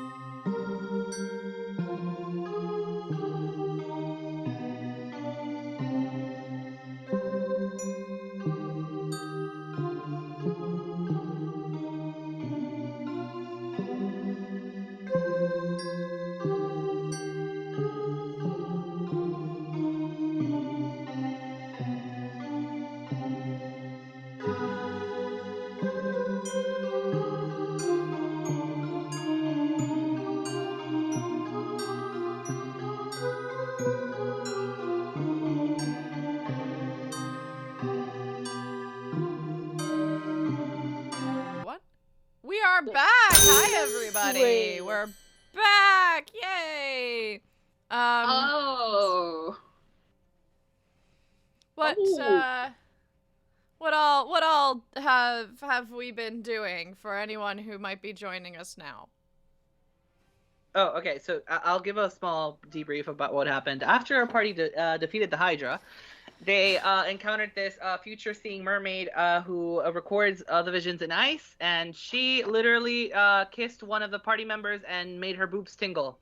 Afterwards, we got a text from her from Arsinoe's thirsty ex question mark no current boy toy question mark who was sending her pictures of feet. And afterwards we got another text for Pax that said that her wife is currently going through complications. The party proceeded to take a long rest, and when they took a long rest, they had conversations with their patrons. So each one of them was promised something by their patrons, sort of. And Pax's wife is fine. Probably gonna have 2 children instead of 6, but she's fine. And yeah, that's what's going on so far. The party wakes up. They went to sleep in this beautiful chamber that was quote unquote small, but it was the largest room anyone in the party has ever seen. So yeah, rest is safe to say that these mermaids are pretty spoiled, to say the least. So yeah, now that we established that and that all of the party went to sleep, it is now morning. And in the morning, who wakes up? Can you all roll me a Constitution roll, please? Constitution saving. Oh, actually having to roll. Gotta find my thing.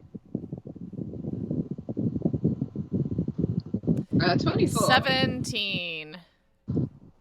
15.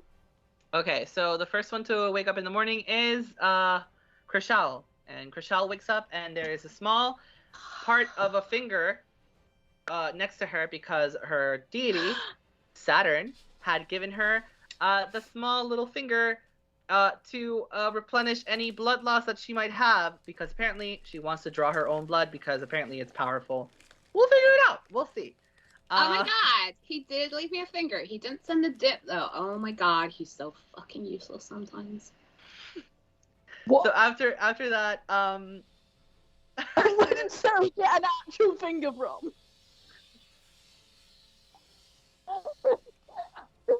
That finger now. is that a chicken wing? Nope. I'm worried. Okay. Okay. You. So Rib. it looks like a rib, right? It's a rib. Rib. For sure. Okay, anyway, Arsinoe wakes up next, and there is a beautiful chrysanthemum next to her, and a note that says, "Good luck out there, bud. Go get them." Signed, P. Just Persephone. Yeah. I think she's trying to be my dad. I don't know what to do with it. Oh, go ahead, Daddy. Afterwards, Pax wakes up, and she has gotten a small little baked good that has her wife's initial on it, and there is a note attached to it that says, "I got your gift basket. I hope you're doing well. I love you very much, and I can't wait to see you. Signed, your wife." Aww. And then the party wakes up, and you guys all hear a knock at the door. What would you like to do? Arsinoe takes the we're flower and the decent. note, puts it in her pocket, Okay. and Pax says we're decent, so Arsinoe just kind of like tries to like double check to make sure she is indeed decent before whoever comes in. Krishal? Hmm? Hmm? Okay, so comes in Andrina, and she's like, "All right, so is everyone ready to go?" Yeah. Though, I'm just not gonna ask about what Krishal was eating right now. Yeah, There's we're a ready to finger. go. Okay, she got a finger from somewhere. Let's go. Nice. Andrina just kind of like chuckles and swims outside, and she goes back to the main hall. She shouts down from down the hall, "We'll be waiting for you whenever you're ready."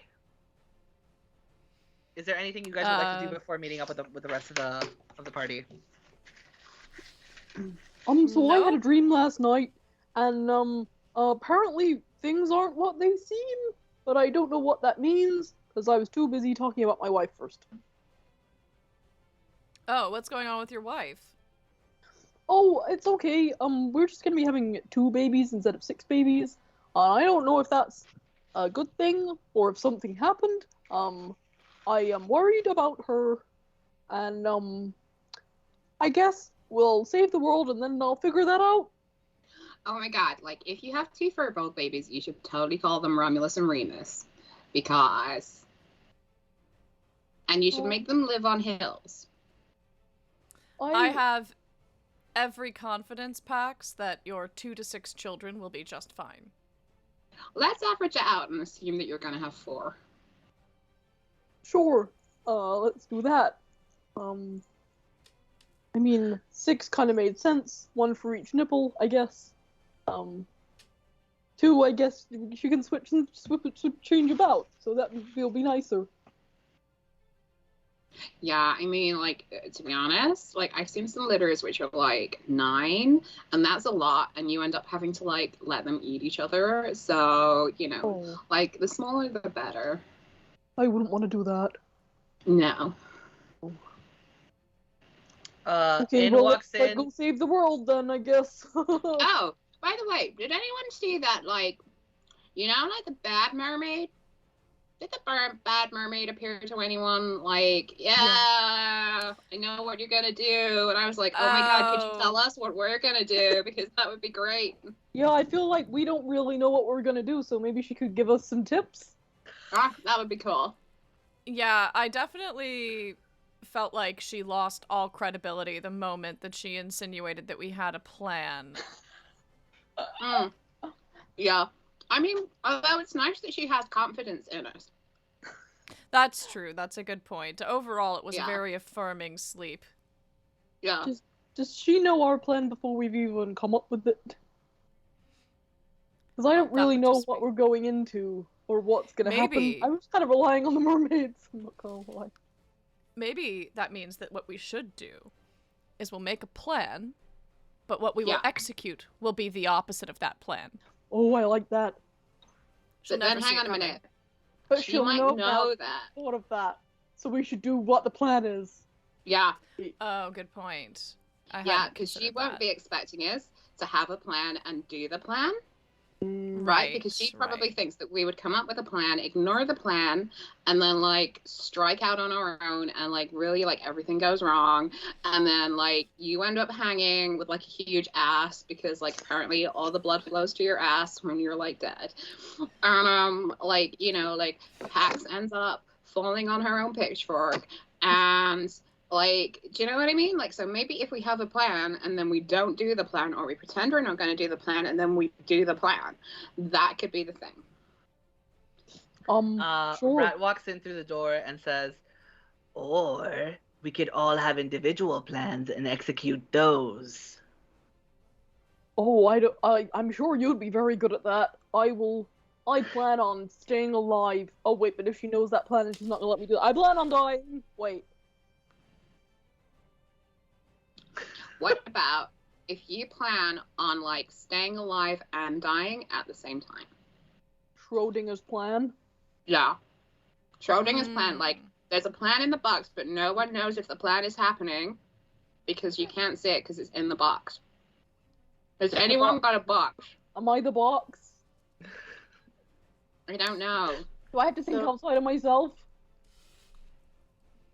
So, you guys have this conversation as you're all getting ready and walking down the corridor to the main hall. And in the main hall, there is, again, same army of mermaids. They're all geared up, ready to go. They're wearing, like, coral armor. Like, they're, like, really strong coral armor. You see, like, fishbone spears. You see, like, all of these, like, really wonderful and cool, really dope weapons and armor on these like badass mermaids, and they're like ready to fucking go. And as you walk down the hall, you kind of like catch Tritia's eyes, and Tritia's like, "All right, are you ready now?" Can we see Antarctica? What? Can we Yeah. see that Antarctica is there?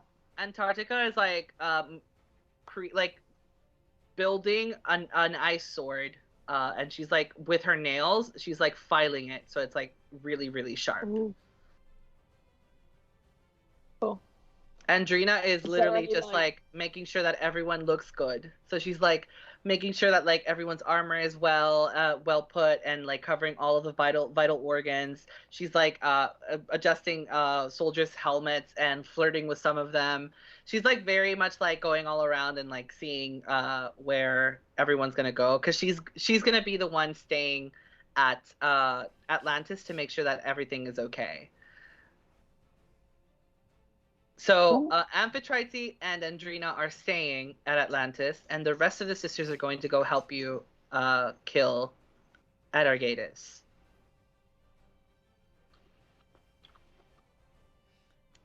At whose Okay. Gatus? Who? What? Oh, okay. So, how many fingers did Jupiter give Sarah? He gave her like a half a finger. I meant literally Sarah, because she's had about 5 fingers.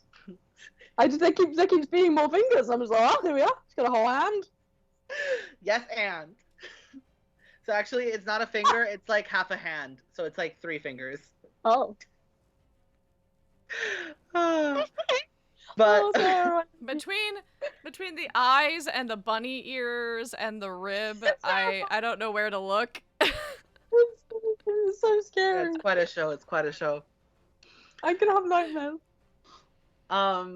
So Rat turns to all of you and he says, No, that's a terrible idea. We're gonna choke. Don't choke on the bonus, Sarah. I wasn't going to.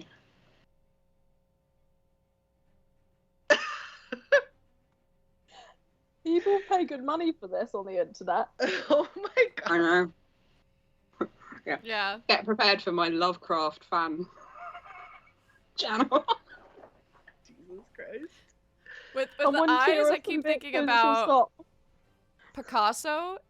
And there is this ice cream parlor in DC where there's a mural on the back wall, and it's Guernica, but they added ice cream cones into it. And when I went there, I looked absolutely, like, appalled. And everyone was like, what? And I was like, well, it's a painting that's meant to depict war crimes, but they've added ice cream? Mm. So anyway. Squishmallow, I'm sorry. That poor I think, bee has yeah, seen this is some where we're at. things. This is where we're at. That bee has seen some shit. I'm actually gonna put that in the chat, but I'm like, talk amongst yourselves while I find ice cream Guernica. So yeah, we're ready to battle wherever we're going. Where are we going? You're going to Tartarus. Tartarus. Oh, like what is like? Because it's not hell. Because we've been to hell, but it's kind of hell. It's the limbo in this world. It's where anything that is banished from all of the realms goes. So hence the Titans, hence Atargatis, hence all evil that is too evil for Hades. If there's limbo, should we all put on our swimsuits, and will there be like cocktails in coconut? Not that kind of limbo. It's like purgatory. Have you ever seen a furbolg swimsuit? Yeah, I think it would be hot.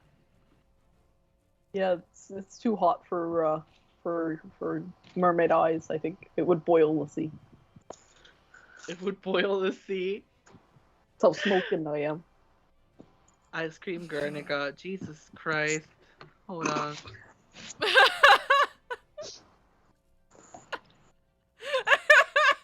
Nacho. Well, now we all have to look at it. Yeah, Nacho started off a chain. And we all have to look at it. So I've got to wait for All Flicker right, to hold load. on. Let me. Oh god. Oh god. Wow, I mean that is a No. that's a full time in itself, isn't it? I'm gonna That's grab horrible. this and throw it up on the screen. Well, you know what's so funny about it to me is just like Emily, that's basically horrible. grown. So we all have to either drink or do a thing. Nacho, are you having problems with your hair? Yes. All right. So luscious. Oh no, Hublu is not in a family-friendly location. Oh wait. Wait. What's that one is family-friendly? What? I can't read. I'm dyslexic. Don't put it on the screen. Wait. Am I putting ice cream Guernica No. on the screen or No, not? no, don't. Okay. There's nothing shocking about it apart from its existence. Like, nothing about this stream is really family-friendly. Yeah, this Yeah, is an true. 18+ stream. I mean, it has to be for what's going on with you, Sarah. Yeah. So The eye on the wig. Oh, I'm a so fan. It's suitable for an ice cream place. I see. I thought you meant here. It is not. It is not suitable for an ice cream place. I mean, really who doesn't isn't. want to deep throat an ice cream cone? I mean, I guess ignorance is bliss, and you could have been like, "Oh my god, yeah, it's so cool, like Picasso." But like, Ooh, Picasso. yeah, I like it, Picasso. I just feel Yeah. Picasso. My thing is like I'm like at no point while this was being considered did like clearly nobody was like, hey, this is a depiction of the Nazis bombing Basque country. Yeah. I'm like, but then I'm like, it's been around for a minute too, clearly. So I'm like, so did has nobody said anything? And of course I'm guilty though, because I didn't either. But I was just kind of like, this is such a choice. This is a choice. And not the right one. Everyone comes in and is like, wow, that's about war crimes. Awkward, and don't say anything, and they still don't know. For millennials who remember the awkward turtle. Oh, I put it on. Wait, did you have it flat? Yeah, it's that, isn't it? Yeah, flat. Are there different nationalities of awkward turtle? All right, back to D&D. There are different nationalities. This is a British one. Yeah, this is like the tic-tac-toe conversation all over again. For real though. This is what that makes it playful. I still got grape in my mouth. So back to D&D. You all say that you're ready, right? Yep. And Yes. when you do so, Rat says, "But wait, what about the captain?" I don't think the captain's really geared up for this one. Do you? I think she's not really ready for this. Yeah, I mean, the captain's barely geared up for a desk job, so, you know. All right. So Rat just kind of like sighs and says, "Whatever you want, let's go." And then you guys head off to Tartarus. It is a long swim, so the mermaids have prepared some lizard eels to assist you in the travels. So you guys are all riding lizard eels, and you are moving really, really fast through the water. Yeehaw! And yeehaw! And as you're riding, you see like the water sort of kind of like starts losing life form as you start getting close to Tartarus. Like you can see like fewer coral, fewer algae, fewer like fishes swimming around, and you start seeing like stuff like cadavers and like shipwrecks, and it's getting a little darker. The water seems to be thicker, so it's harder to move in it. And as you're swimming through, you approach what seems to be a really, really, really dark island, where even the sand is black. Hold on, let me plug it. We're under the water.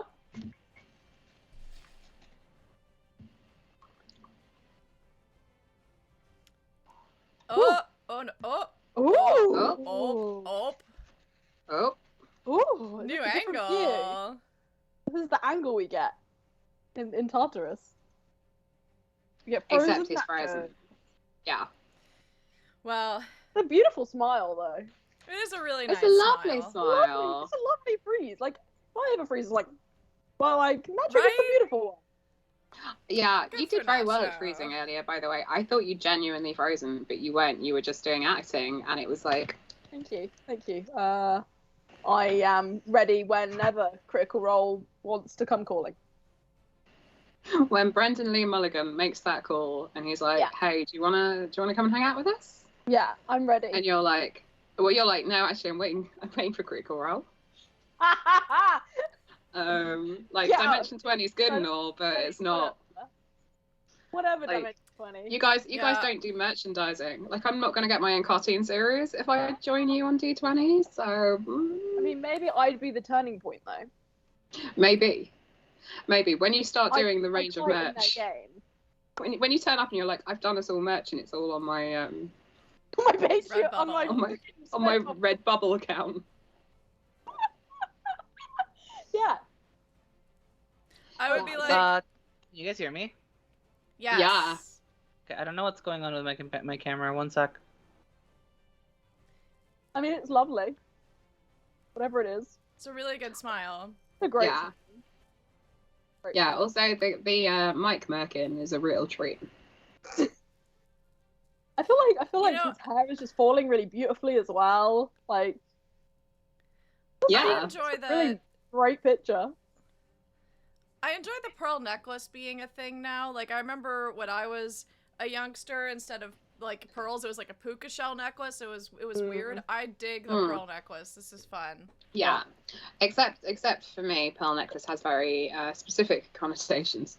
And Yes, yes. Well, that's fair too. but I mean that's probably appropriate as well, let's be honest. Nancy Reagan. Yes, that's what I mean. The eye on the hair.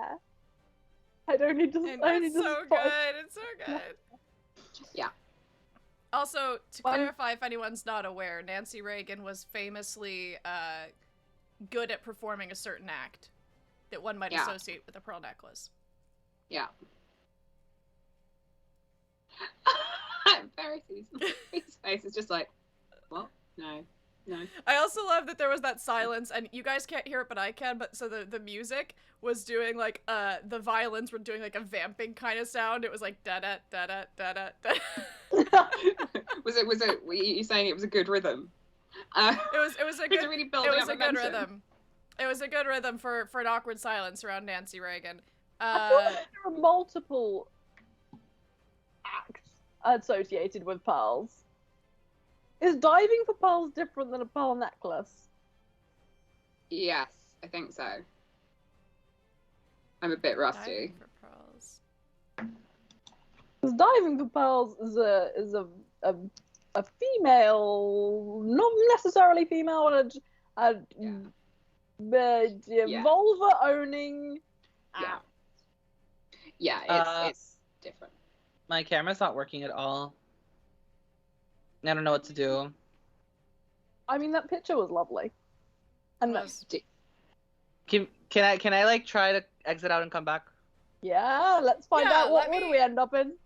Okay. Hold on, give me 1 second just to bring up a thing here. A stain. Sarah doing another eye for technical difficulties. Yeah. I'm just gonna keep adding them until Nacho comes back on screen. No, don't do it. Yeah. Just Oh gonna keep going. God. So Oh, right now we're in God. our holding screen here, which is We have a holding screen. beer. Worst Oh, case. yeah. Worst case, we just bring back the void. I do love We the love void. the void. Does everyone love the void? I love the void especially. The void. I was makes really us sad that I couldn't just like come on as a voice like momentarily to be the void. Be the void. Yeah. Be the Yeah. void you want to see in the world. Yeah. Yeah. Tell you what. Oh my God, Sarah, I love it. This Yeah. is horrifying. It's actually The one on the nose is the worst. It's like the worst Yayoi Kusima experiment ever. Don't know what that means. But it's the- also horrible. the Japanese lady who covers everything in spots. Oh. Seen her stuff? Very good. I like it a lot. But she famously in the 1980s checked herself into a mental institution and has lived there ever since. Completely voluntarily. They didn't ask her. Wow. She's not sectioned in any way, shape, or form. She just really likes it. Oh. I've heard some people do enjoy inpatient. I've not experienced it, so I don't know. But hey, Well, that's quite an expensive way to live. She's a world famous artist who used to hang out with like Bowie. So oh, well, that makes sense then. Yeah. Does inpatient cost money over there? I guess because I know like your mental health care stuff isn't always I free. don't think it does. I think if you can be like sectioned on the NHS, I think. I don't know. I don't know how yeah, it works. it doesn't I've it had doesn't have friends to be. You gone can to be. inpatient. Oh, I'm Oh. back. Hi. Sorry. Sorry for anyone who just found that conversation triggering, by the way. It went a lot further than I think any of us were expecting. Yeah, I so apologize. Apologies. What did y'all Yeah. say? Nothing. It's fine. Okay. We've all And we went forgotten about it. Okay. So, you decided that you are not gonna go get Captain Fischl and General Tullius. No, they should stay and safe. Rat. Sarah, you can stop with the eyes now. No.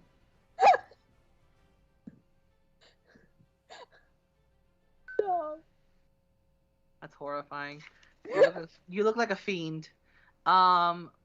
So, you reach this black beach with like black sand, and it smells of like death and decay, and it smells like almost like someone left out a chicken leg in the sun too long, and it smells like shit. Yeah, it smells like that, but like tenfold. And as you arrive to the beach, what would you like to do first?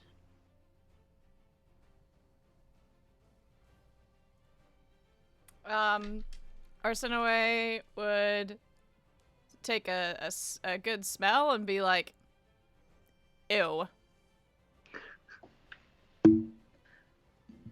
Wonderful. Okay. So as you get to this beach, you walk along the sand and you find like almost these like stairs that lead further down into a cave. And you all, as a party, you all walk in, and the mermaids have changed into their human form, where they can they can walk around in legs for a certain amount of time. I would say like an hour or two. They're like walking around in their legs, and they're like strutting down these stairs, and you encounter a huge door that's made out of stone. And in it, like engraved in the arc of this door, it says, "Within are the biggest fears of gods and monsters." And there is a small little totem in the middle, like a small little like chalice almost. And there's nothing else around. What would you like to do? Inside The is the biggest- worst fears of God or monsters. What are gods and monsters afraid of? Paying their fair share in taxes. That would make sense. Do we have to give them an invoice? Then we have to put an invoice in the bowl. Or a really determined IRS agent. Yeah. Or whatever. What do you have in place of the IRS over there? I don't know. I mean, Inland it's revenue? inland revenue. I mean, or like, what we really need is like a kind of international investigation bureau who's like going to turn up, raid their like palace, and take away some papers. Oh, sure. Some sort of investigative body. We could do that. Yeah. Dark Merrick Garland. We could put Dark Merrick Garland in the cup.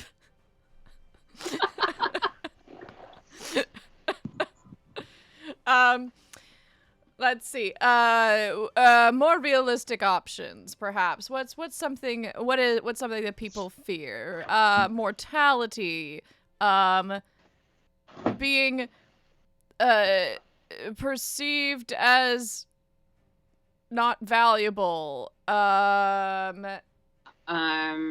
Like people stopping believing in them. Like I read this book called Wolfie Wan, and he had a little tiny like fairy wolf that followed him around, and people stopped believing in the fairy wolf, and the fairy wolf died, and you had to like howl and clap your paws if you believed in fairy wolves.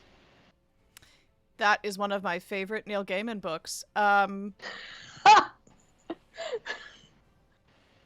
do. I can't laugh because the eyes are full. I do. I Sorry. do. Fairy wolves. Tritia just kind of like looks at all of you, and she's like, I forgot everyone else was here. He's like, step aside, please. And forward steps like one of Tortilla's soldiers, and he cuts his wrist, so it releases a lot of blood into the chalice. Ooh. Nothing happens. I mean, I don't mean to be that person, but like, surely monsters really like blood. I mean, I'm a wolf and I really like blood, so. Oh, but it says that what is inside is what gods and monsters fear. Right? Oh, rather than what is meant to be in the cup. I see. Oh, that, that makes putting sense. We're not putting what they... Wait. I don't know what, Wait, can someone read it again? I am not good with the words. Inside lies the worst fears of gods and monsters.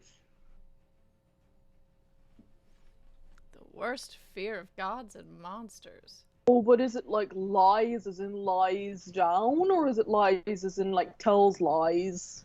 Oh! Yeah, Trixie, I think it's inside lies are the worst fear of gods and monsters. So it's probably something like the truth, but like who really knows what the truth is? Because we live in a world that's like a lot of post-truth, so you can't really tell what's true and what's not.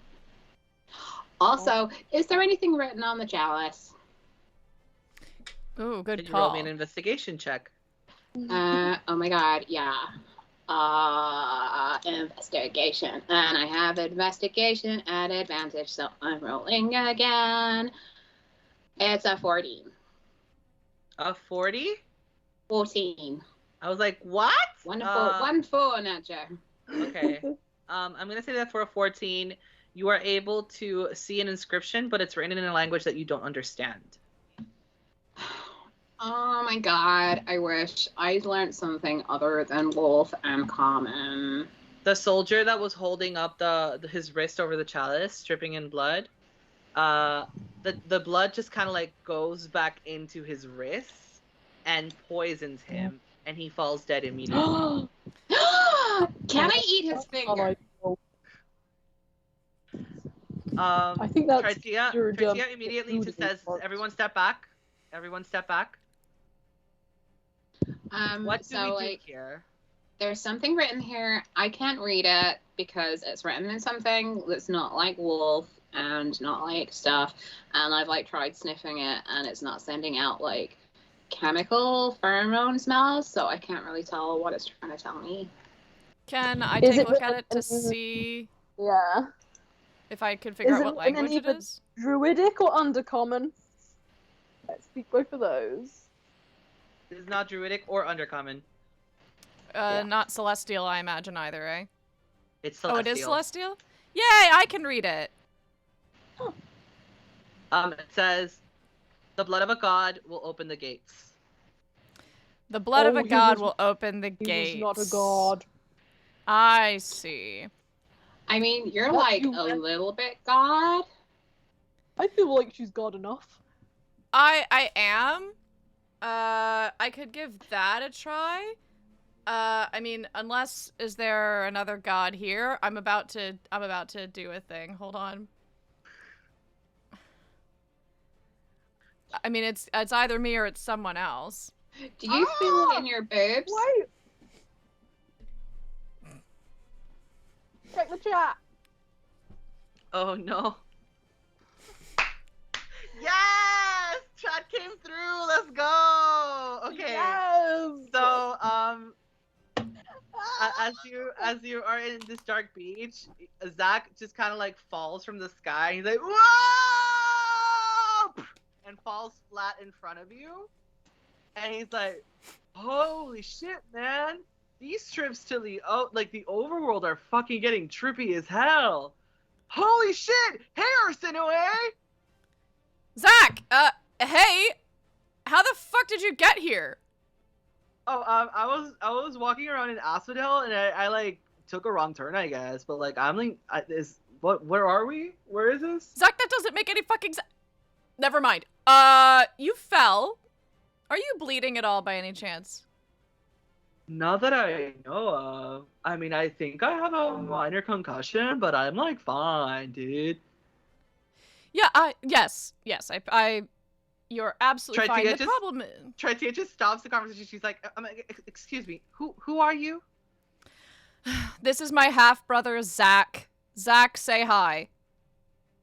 Sup, babe? Zach is...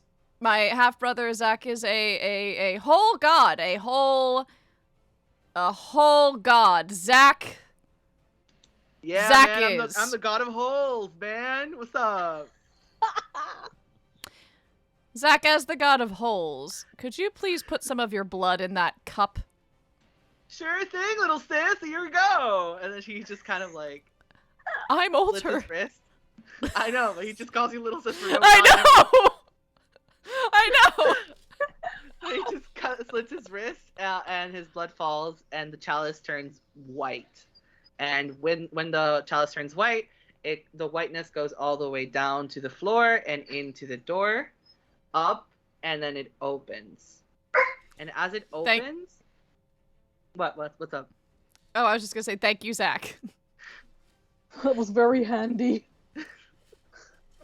And then after that, as the doors open, a black fog involves the whole party. Everyone is like surrounded by this thick fog. No one can see around them, and all you hear is soft whispers of really evil, really treacherous souls that have been trapped inside these gates.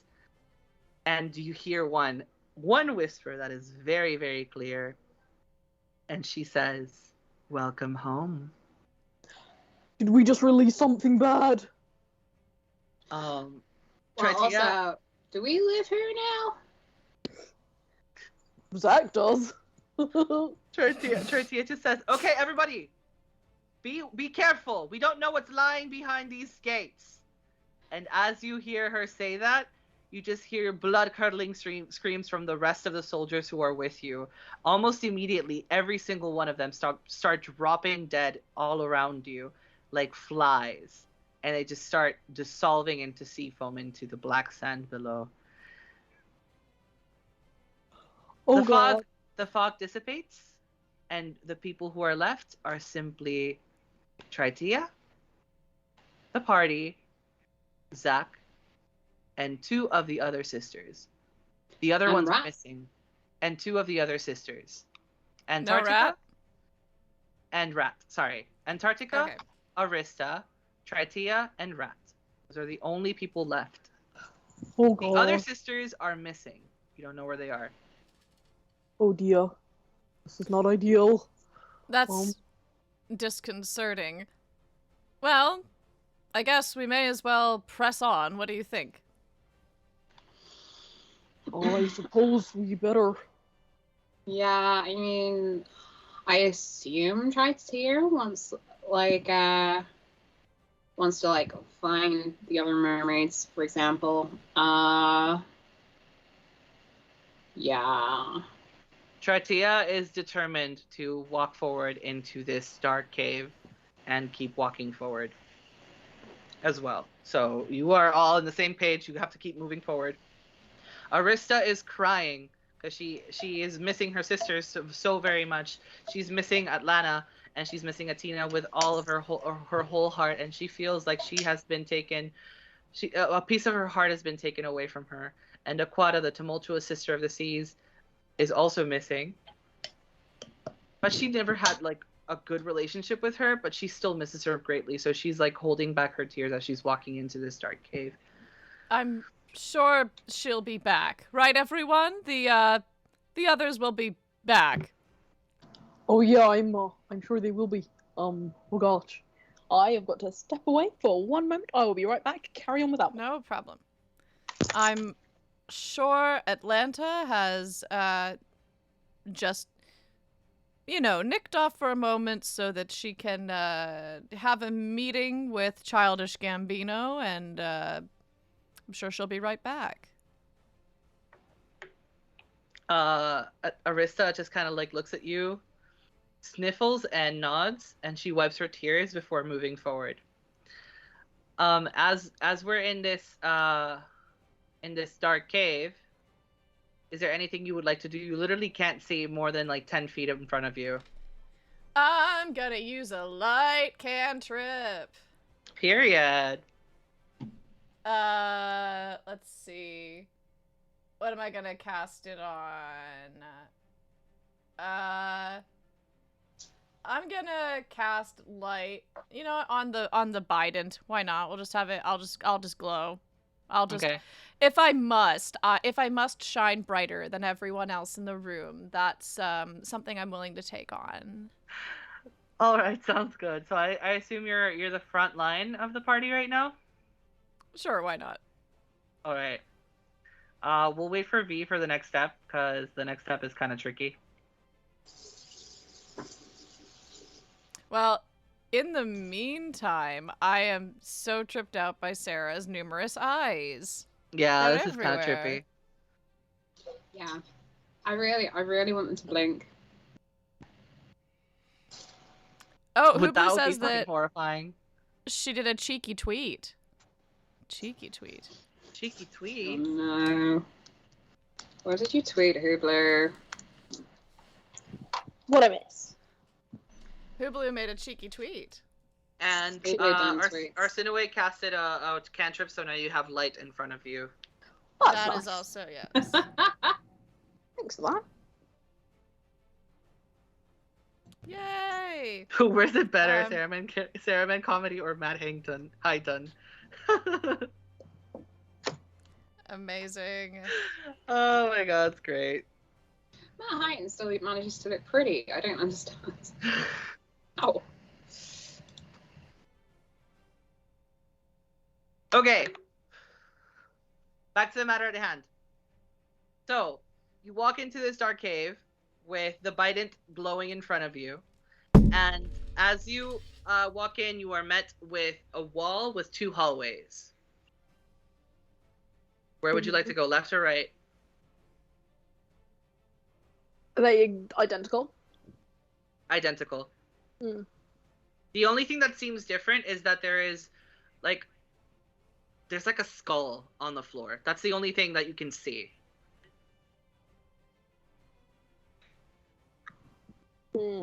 I feel like we should go the way where there isn't a skull, because that implies that people that go that way keep their skulls on their shoulders. Pax, what's your sense of smell like? Because at the moment I'm in human form, not in animal form, and my sense of smell is not what it could be. I guess it's okay. Why? If you were ranking my sense of smell out of like 10, for example, then you would say that I had a 5. Can you all roll me perception check?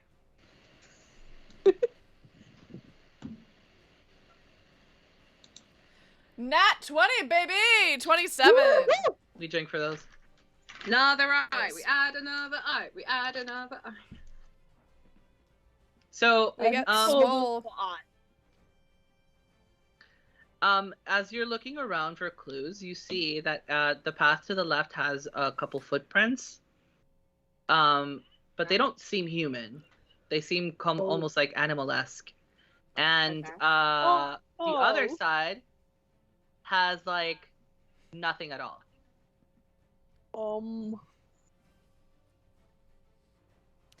Well, based on that information, I mean, as far as the inhumanness of the footsteps, do we have...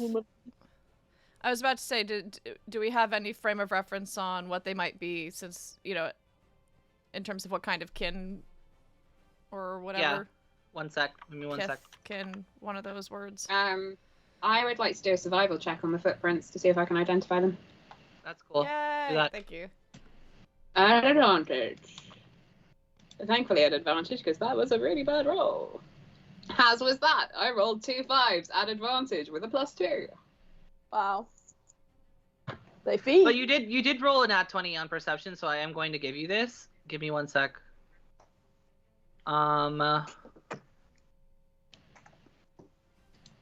I'm gonna say it's like a bird claw print, but it's like a really big bird. So we have the big bird direction, and we have the road less traveled.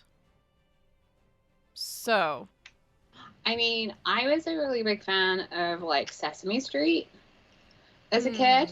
So like anywhere Big Bird goes, like I will always happily follow. And who knows, we might meet like Oscar the Grouch.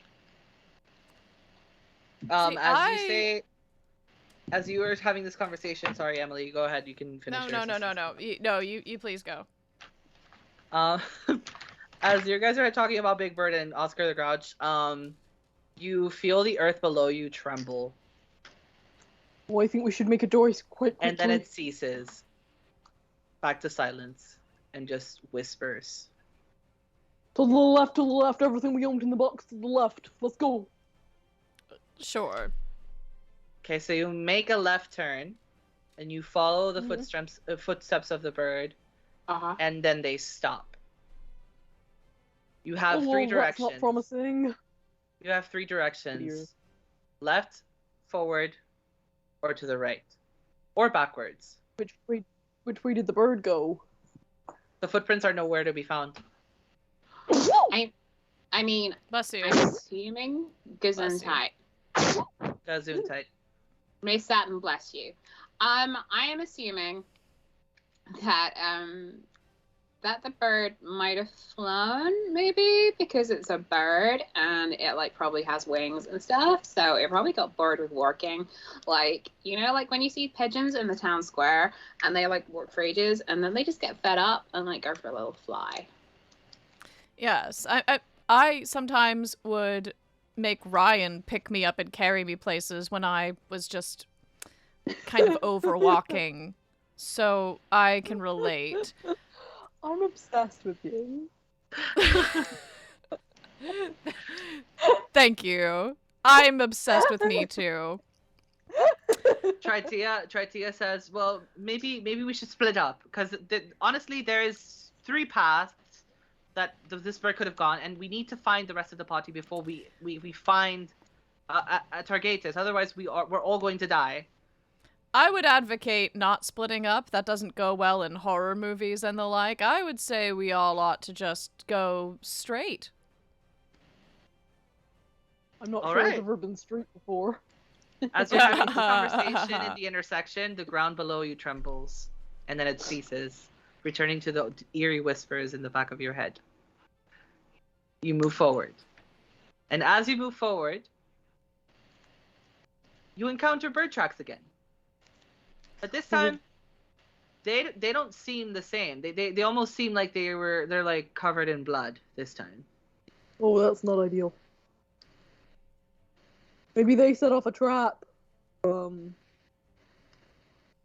Let's hope they set off a trap.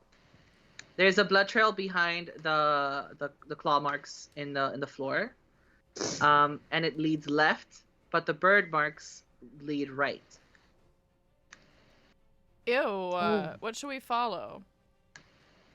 I like this bird. This bird's been good to us so far. You make a right. As you're making a right, the floor below you trembles once again. I don't know if that's a good thing or a bad thing at this point. Hard to say. As you make a right, the bird traces disappear. And you are encountered with a wall, and there is a skull on the floor.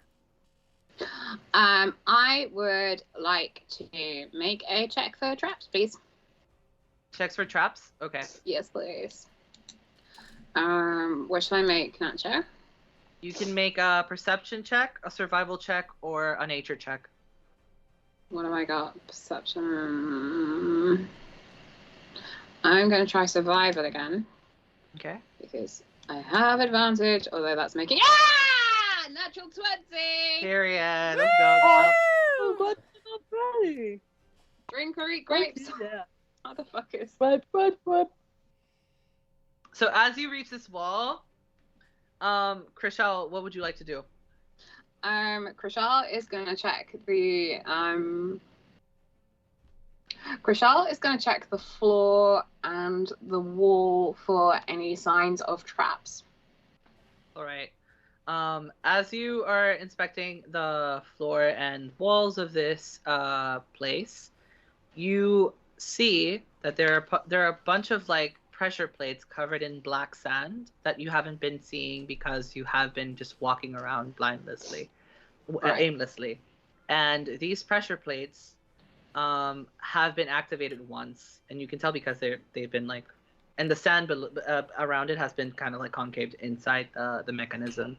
You also see in the walls, you see kind of like a pattern, but you can't really put your finger on it. It seems almost like it's an endless pattern that repeats itself. So it's not like regular rock. It's more like a mechanism almost. Can I cast Speak with the Dead on the skull? Yeah. Thank you. While you're doing that, Krishal's like, so it looks like there are pressure pads on the floor, so we need to be really careful about where we check. And it looks like there's some sort of like mechanism or some sort of like boreholes or some sort of like, I don't know, pattern, I assume, where things come out and drown us or eject smoke or kill us or whatever it is. So yeah, don't tread on the black stones. So you cast Talk with the Dead, right, Emma? Yes. All right. Maybe if we talk to this skull, the skull can give us a little more information about how to safely pass. Hello, skull! You wake me from my slumber. Yes, that's what I'm doing. Hello. So... What do you want? We were curious how to pass through this area safely, as it seems you were not able to achieve that on your own, but you might have some insight on how one might go about it. Give me one sec. The walls and the floor move with us. There's no way out. Okay, well, how might one move about safely? We don't need to exit, just how does one... There is no safety, just hate. So can I just point out that the person you're talking to died while trying to navigate this. So they might not have the most effective point of view on how to get out of here. Sure. Yeah. Well, you never know. Hindsight's 20/20, right? I've certainly been like, oh, I see, after I've failed to do a thing. Like, oh, I see where I went wrong there.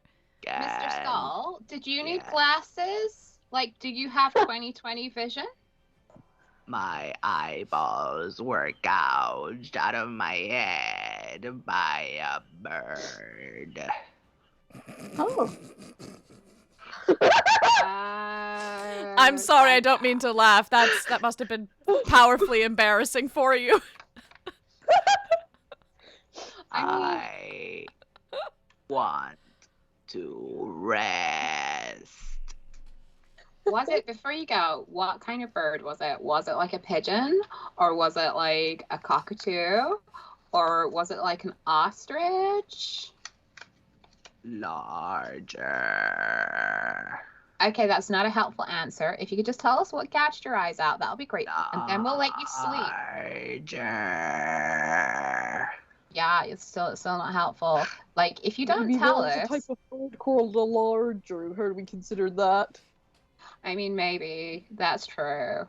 But also, like, if you don't just, like, give us a straight answer, what I'm going to do is I'm going to hand you over here to my friend Pax, who is going to, like, rub you all over their nipples, and they have so many sets of nipples. I didn't consent to that. Shh. Oh yeah, totally. Yeah.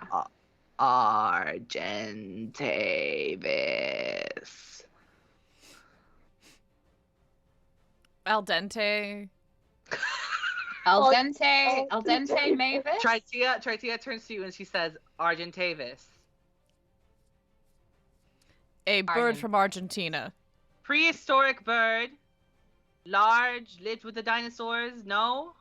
I mean, I don't know. Like, I'm only 27. She might know. She's been around for, like, ages, and she points at us in a way.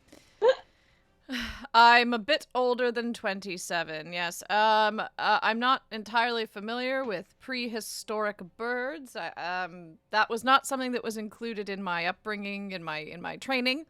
Was I right, though? Is it from Argentina? From Patagonia? Somewhere? And like is that? the truth that it never left you? All through your wild days and your mad existence? Did it keep its promise? Maybe the bird gouged out the skull's eyes because it was crying for them. It's all coming together. I'm so sorry, Nacho. Andrew Lloyd Webber is turning in his grave. Unfortunately, he's not. I think, isn't it? I was about to say, I was like... Not in my reality.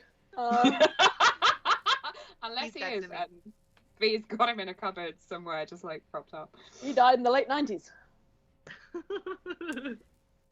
There are unfortunate. There are some recent musicals of his where it's like, you know, I think he could have taken a long rest. Yeah, I hear writing. they were pretty costly mistakes. Yeah. I mean, as much as the world needed Love Never Dies or The Woman in White. Never dries, paint never dries. That's a very niche reference. 10 years old!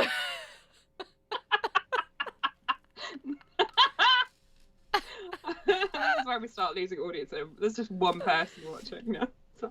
Yeah, just like, I came for the niche references and I'm staying for the niche references. In a minute, we'll do a cast performance of Carrie. We got the red wig and everything. Let's go. Let me just get the bucket of blood that I was keeping next door to the fingers. We'll just put on the Riverdale version. I was cast in Big the Musical once, and then the production didn't go up because they were like, Big does not need to be a musical. And the longer we do this, the more uncomfortable we are with the whole deal that is Big.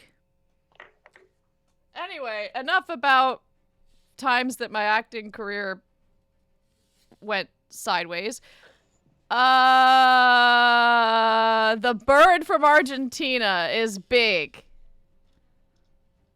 That sounds like a code. Is it one of Big Bird's cousins? Because I feel like Big Bird has lots of cousins all around the world that are different kinds of large bird. That could be. That's a true fact. Like, in different countries, there's different Big Birds. Yeah. Yeah, it's like Garfield has loads of relatives. Big Bird has, like, loads of bird relatives. I'm looking this up now, but please carry on. The skull just kind of, like, says, I don't know. Big bird scary. Big bird hurt. Hi there, friend. Have you ever considered playing a part of it in a very famous play? There is this character I think you'd be great for. You just have to sort of sit there in somebody's hand while they talk to you. Oh my god, are you talking about Omelette? About the Prince of Eggmark? I Yeah. think that would be, considering everything that's happened to this skull, I think that would be completely appropriate. Right? I was a theater student.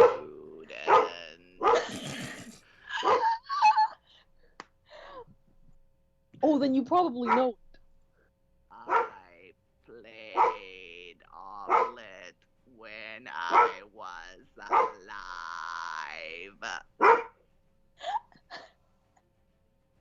Full circle, I guess.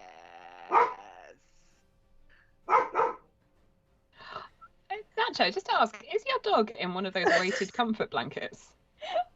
He's wearing my comforter as a snuggie, yes, right now. Oh. I'm sorry, I didn't realize that there was such an extensive Big Bird expanded universe. Holy shit. How did you not know about this? Yeah? It's a glorious thing. Yeah. I don't know what to do. So our next campaign will be Big Bird themed. We will all be Yeah. playing a relative of Big Bird. Yeah. On a It'll mission be... to save Sesame Street. It'll be Sesame Street, and you have to go around and meet all the big birds and get weapons from them all. As you guys Pretty are beautiful. talking about omelet, the Prince of Eggmark, you hear another blood-curdling scream, but this one sounds familiar. It's Andrina. Oh gosh. Where'd she go? Remind me, is Andrina one of the ones we like? Yeah. Good one. Andrina is the sister who allegedly stayed at the Atlantis Oh. with Amphitrite. Yeah, I mean that's like confusing because I thought Amphitrite, not Tritier. Okay.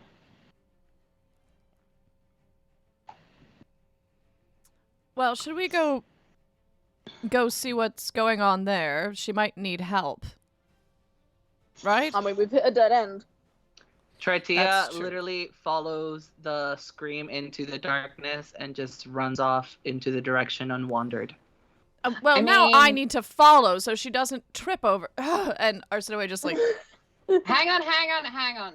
Cool your boots before you go running off. Right. We left that sister in Atlantis. Right. One of the Yes. most heavily defended places in the world.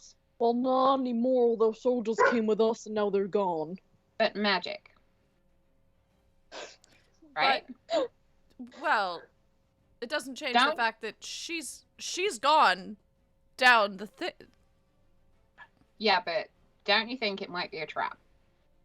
As you say trap, the floor below you starts rumbling, and then silence. I think that rumbling might be related to like all this shit in the wall. And the bird. There's just another Seems bird on that the way. wall. Yeah. I don't know which way to go. I'm scared. I personally think that we should just attack it head on. There are plenty of us. I think we can manage whatever irate bird might be causing trouble over there. I mean, a giant irate dinosaur bird? Sure, But why we not? have 2 god weapons, and you.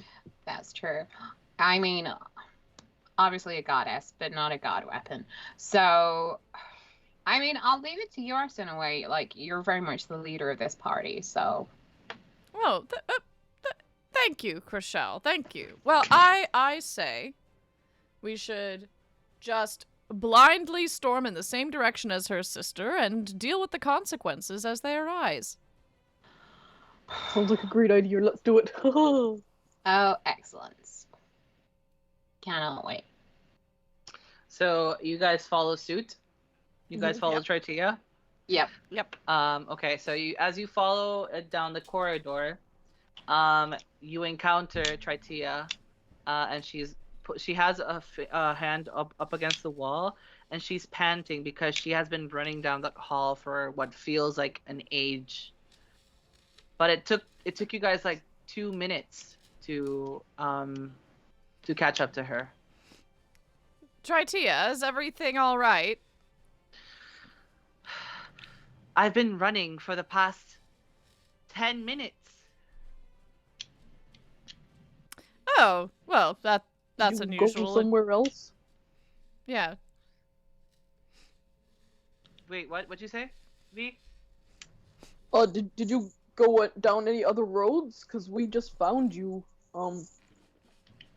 Didn't take us long. No, I kept going straight. This is all very strange.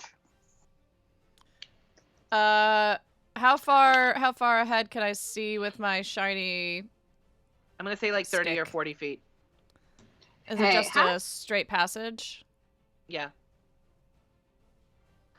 Has anyone got anything like ink or anything we can make marks with? I don't think so. Let me look.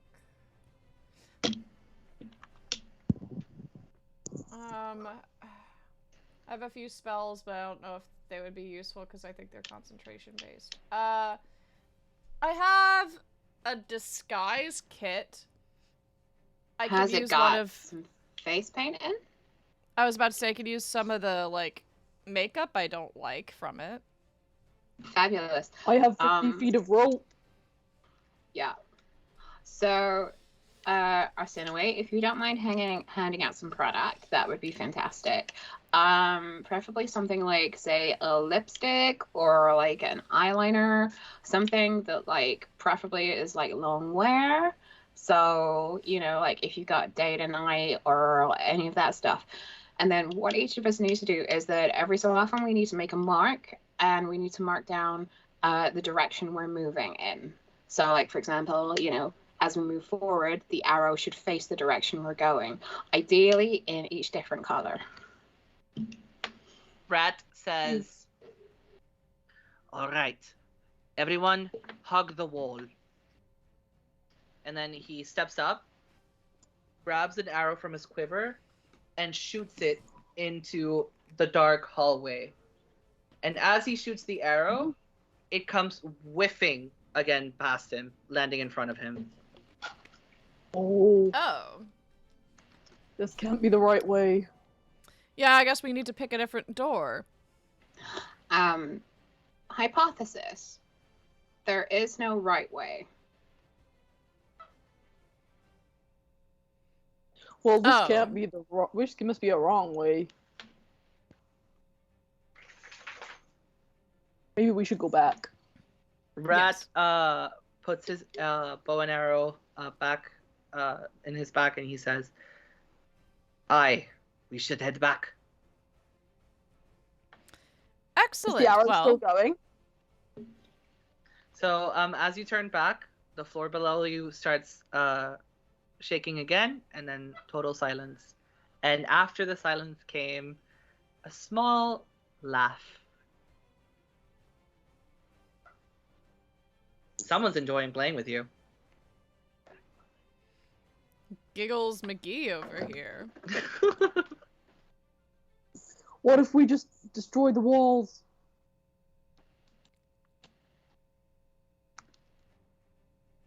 I mean, I'm not great with demolition. I think trying to navigate might be more efficient. But, like, we're not gonna get anywhere. We're, like, we should just bombard our way through, maybe. Well... Because she's controlling the whole thing, you know. She's just gonna keep moving it wherever she wants and putting birds in our way and stuff. So we should just not play by her rules and make our own. Most destructive idea I've ever had. I don't know what is happening to me. Antarctica says, maybe that is a good idea. Krishal, Jesus. do you Yeah. have any spells or something we could use to burst down this wall here?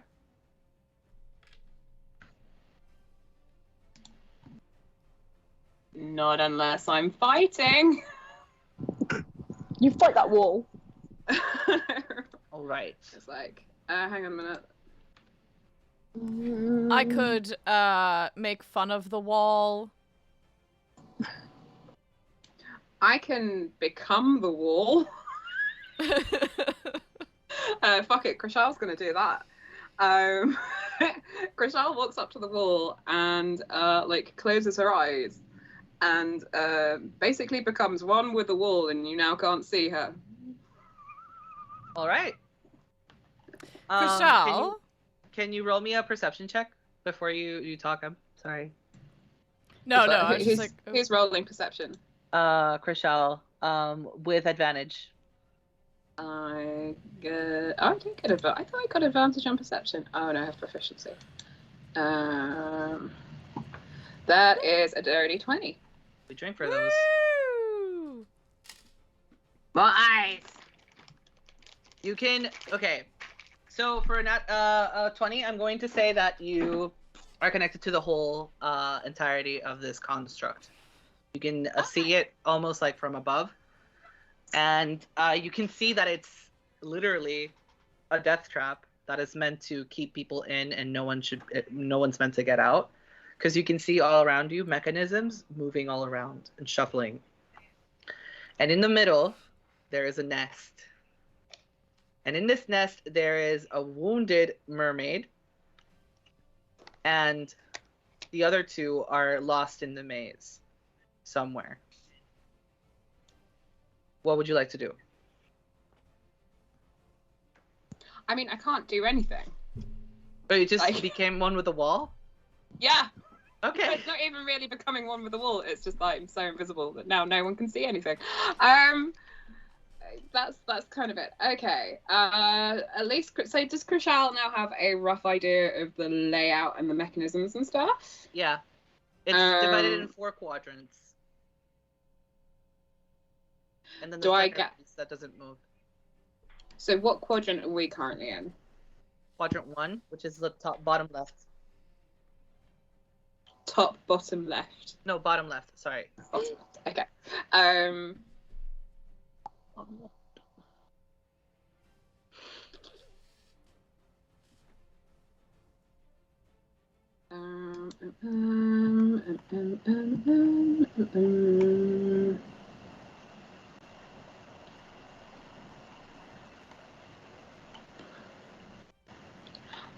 In all honesty, I have absolutely nothing useful.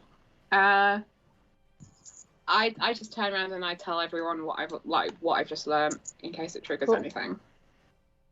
Okay. Well, I think that I'm right about just destroying these walls, so I'm gonna give it a go. I grab the trident and I do a hydro blast at one of the walls. All right. Is that like pressure washing? Yeah, it's like a giant. You can have a pressure really washer. clean wall. Yeah, it's like one of those ones that like cuts through shit. You don't want to Can get you- it on your feet.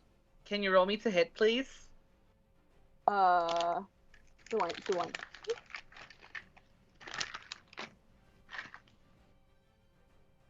Or just roll me a d20.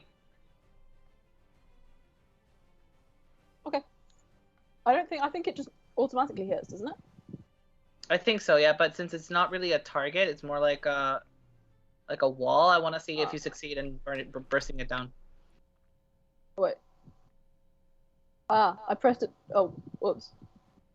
I rolled 2 by accident. No worries. Rochelle lends a hand by pointing back I don't know why. towards a weak spot on the wall. All right. So roll with advantage. Oh, then I got 13. Okay. For 13, I'm gonna say that you make a dent into the wall and you can see the second quadrant. That is It's 4 d10s is the damage it does. 4d10. Yeah. Okay, can you roll that for me? Yeah.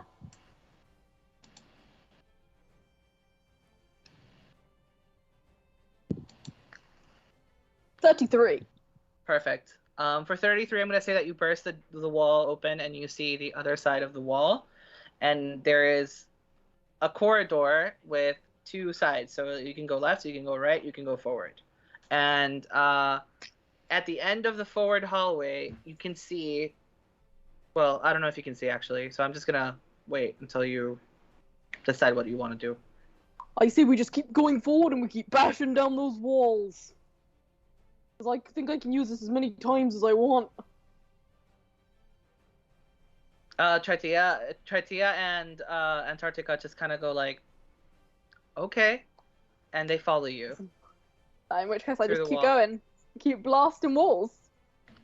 Until we As get you- to something. As you get to this one wall, it breaks, and the mechanism, like in the wall in front of you, like shifts and moves, and it it shows like a corridor that turns to the right.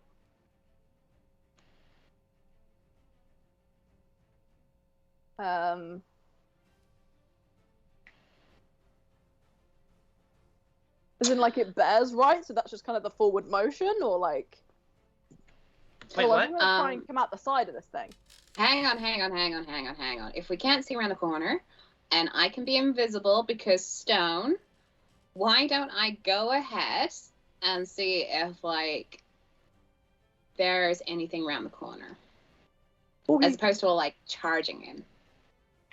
Also, my Bident would let us know if we're about to be surprised, which is also handy. Oh, That's also great. Joe. We did quite well with these weapons. Because I'm not very good at stuff. Rat says that hold on 1 sec. I can cast Pass Without a Trace on myself and Arsinoe, and we can also go with Krishaul.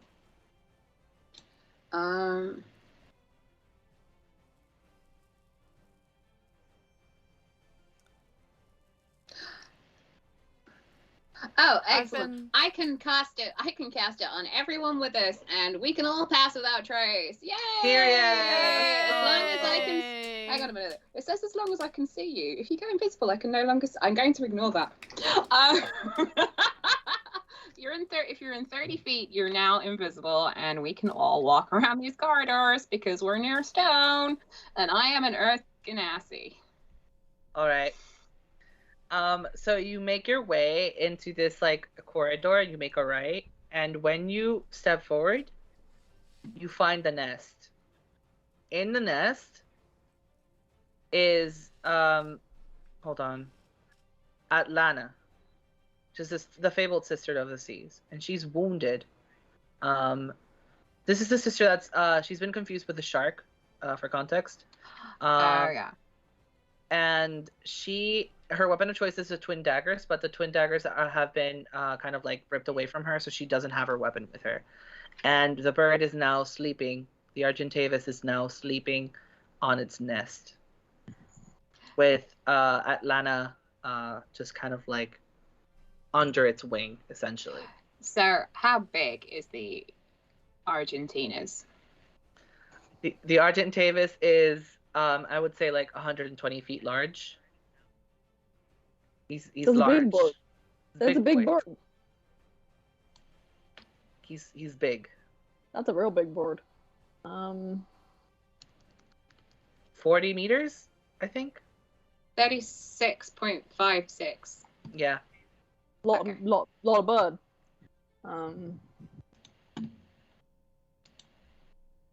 I mean, I don't suppose anyone has anything useful like sleep that we could just keep this thing asleep with and take her with us?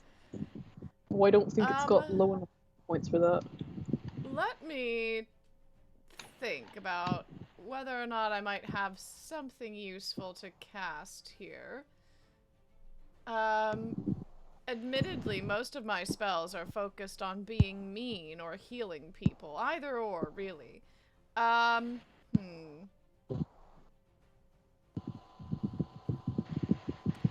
Let's see.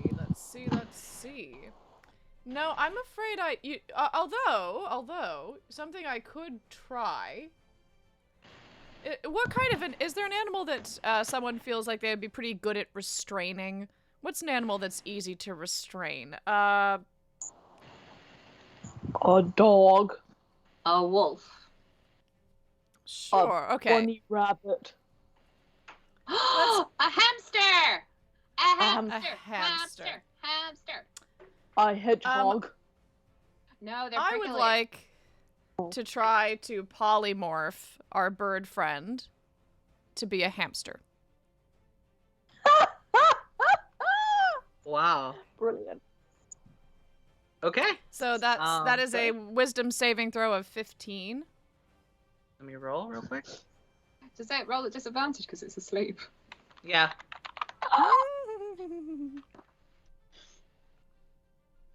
If anyone has enough money to buy a thing, we have a thing which helps with things like maybe an automatic failure, but we've put that at 100 points for fucking A For 14. automatic success. It fails on its save and it turns into a hamster.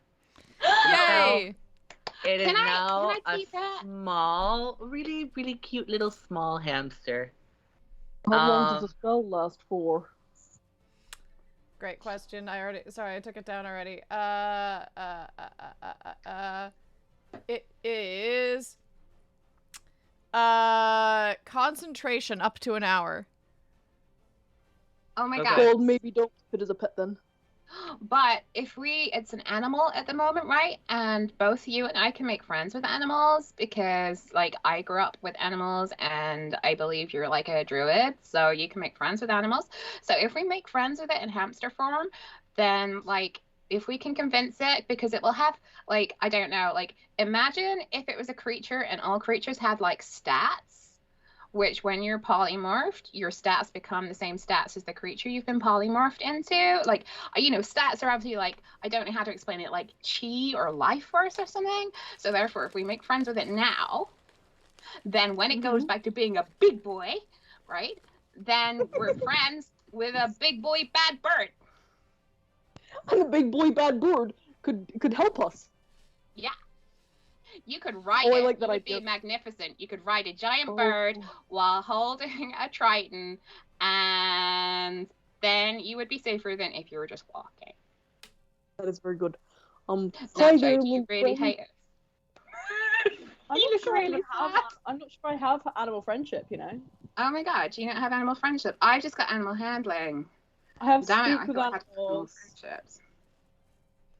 No, I have speak with animals. I don't think I have animal friendship. I don't think I ever took it. Oh my god, but you're a I can druid. speak with it. I know. I can speak with Right. it, but I took a load of Can other we, shit. That's maybe useful. if you speak with it, you can win it over, and it'll become our friend. And then Okay. if you don't win it over, then I'll just eat it. Great. I will cast speak with animals then. Emily, if a creature that you polymorph dies, does it turn to its regular size? So, Great. great question. The target assumes the hit points of its new form. When it reverts to its normal form, the creature returns to the number of hit points it had before it transformed. If it reverts as a result of dropping to 0 hit points, any excess damage carries over to its normal form. As long as the excess damage doesn't reduce the creature's normal form to 0 hit points, it isn't knocked unconscious. So let's not eat the hamster. Because then you'll explode. Literally. Yeah, but we didn't know that. You just metagames, Nacho. Bad DM. Okay, fine. I'll say that you can eat the hamster because technically its hit points won't drop to 0. It'll just immediately die. So I mean, guess. I've eaten it and it'll be digested. True. You're right. So. But we okay. were going to try and make friends with it before we ate it. You jumped to the bleak bit of the plan, Nacho. I'm disappointed in you. Okay. Try speaking with the hamster if you like. It's asleep right now, though. I already cast speak with animals. Okay. So it's gonna be like, hey little buddy. Hey little buddy, are you awake there? Wake up, little friend. The Argentavis just immediately gets really scared because it sees like a really huge humanoid thing, and it's usually very large. It's like, ah! What the hell? Oh, I'm so sorry, friend. We were a bit afraid of you, and so we just very briefly turned you into a little thing. We're not gonna hurt you at all. We're not This gonna is hurt you, so we uncalled promise. for! Oh no, I'm sorry. We think you hurt one of our friends, and so we didn't wanna any more hurt to happen. But we'll turn you right back to your regular form just as soon as we can. I just wanted to have a little chat first. Is that okay? Fine. What do you want to talk about? Well, you live here in this maze, right? Yeah? Do you like it here? Or would No. you like to be a free bird? I mean, I have a lot of space here, but it's not a lot of space. You know what I mean? Like, I'm a big bird. You are a big bird. You need your space. You need to fly free. Yeah, I do need to fly It must free. be You're right. Yeah. Yeah, you need to spread your wings and soar. Yeah. Well, we'd love to help you achieve that goal, you see. We're just here to try and save the world. So we've gotta take down this Atargatus, this person. And we were wondering if you could help us, and then we'll take you with us, and we can get you out and soaring and free flying, and Well, how do you I can know be you're our not lying to buddy. me? You turned me into a hamster. Oh, we just did that to try and protect ourselves and our friend who I think you hurt. But I mean, I don't really lie much. I'm quite a nice person. If either of them two was talking to you, I would be skeptical too. But no, I'm the good one. If anyone had like zone of truth or anything, Rude. then you'd be able to tell. Accurate, but rude. So, as a sign of goodwill, I have crafted this hunter's trap that I own into a clear plastic ball, which means that you, as a hamster, will be able to progress at speed throughout this maze and lead us to the center, at which point We're we in can the have a center. fight. Oh, are we? I Yeah. thought this is the nest Yeah. is the center, baby. The nest is the center. Oh yeah, but we wanna get to Atargatus, right? True. So, you know, if our hamster friend here could help us, like, navigate the maze and get to Atargatus, then, like, we can fight Atargatus, save the world, and then we can introduce our friend back into, like, wherever they want to go, but as themselves, not as a hamster. Yeah. Can you roll me a I mean- charisma check, both of you? I don't think she even has charisma. I think it's been knocked off the... I got 9. You got a 9? Yeah. I thought I was didn't. doing quite a good job as well. I got a 13. All right. For a 13, I'm We gonna had no say, reason to lie. roll me. Wait, hold on. Roll me a persuasion check, V.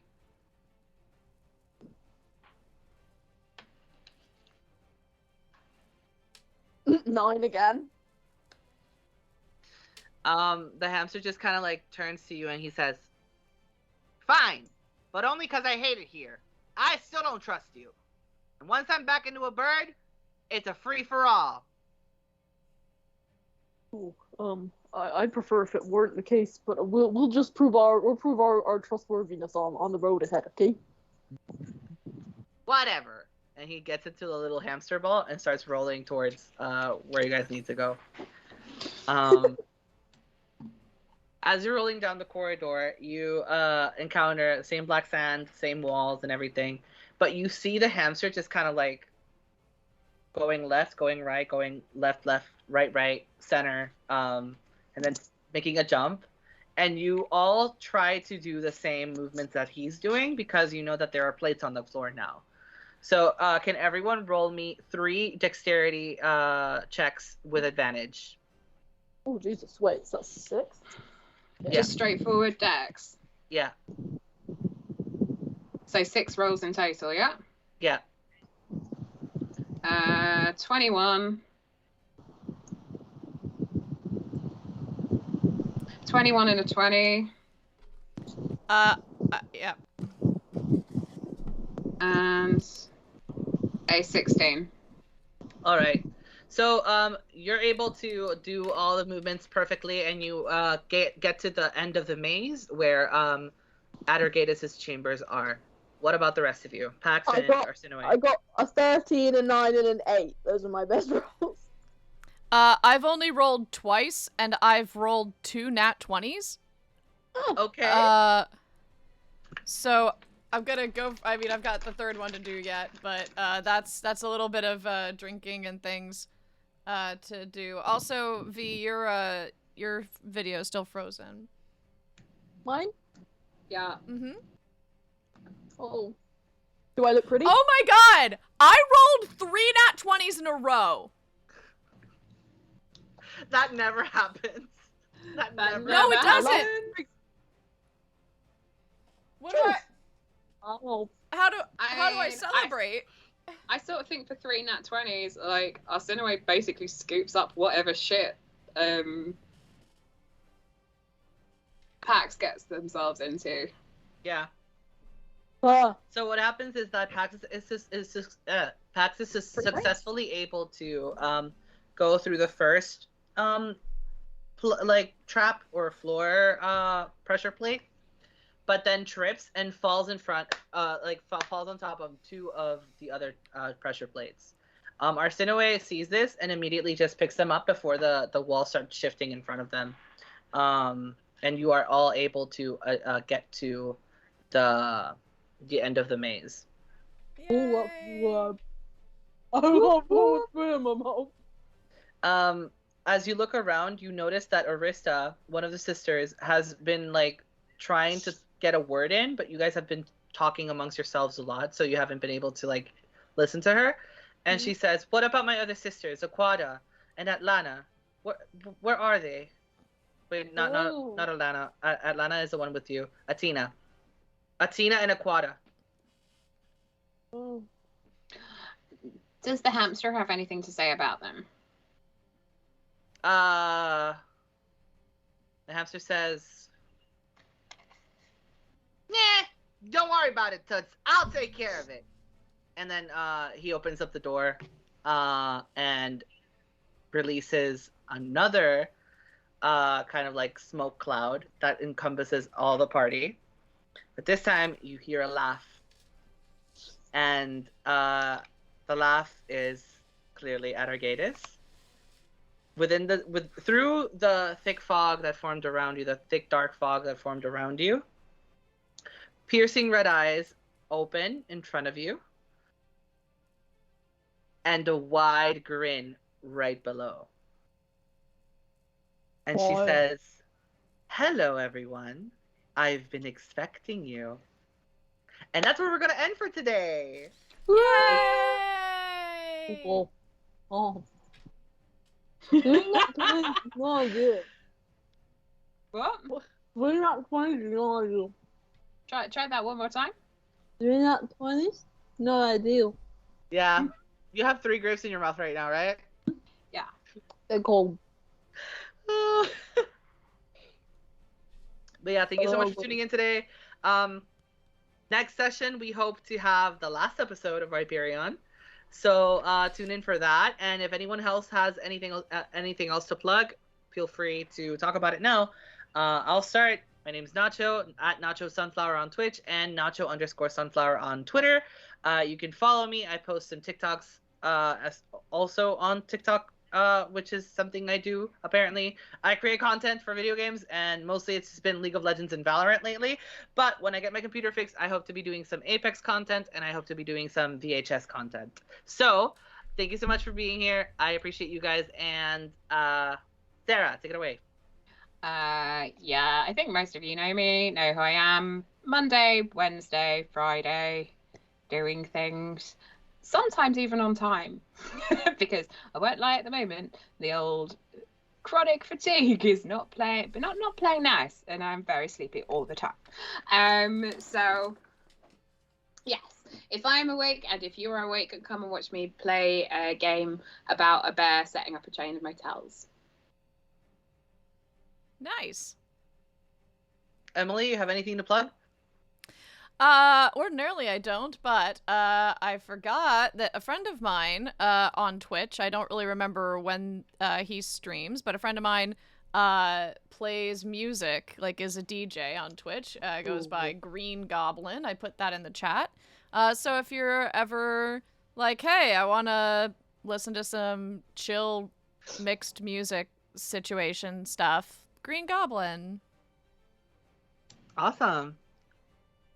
V, do you have anything I to plug? currently have 3 grapes in this part of my cheek.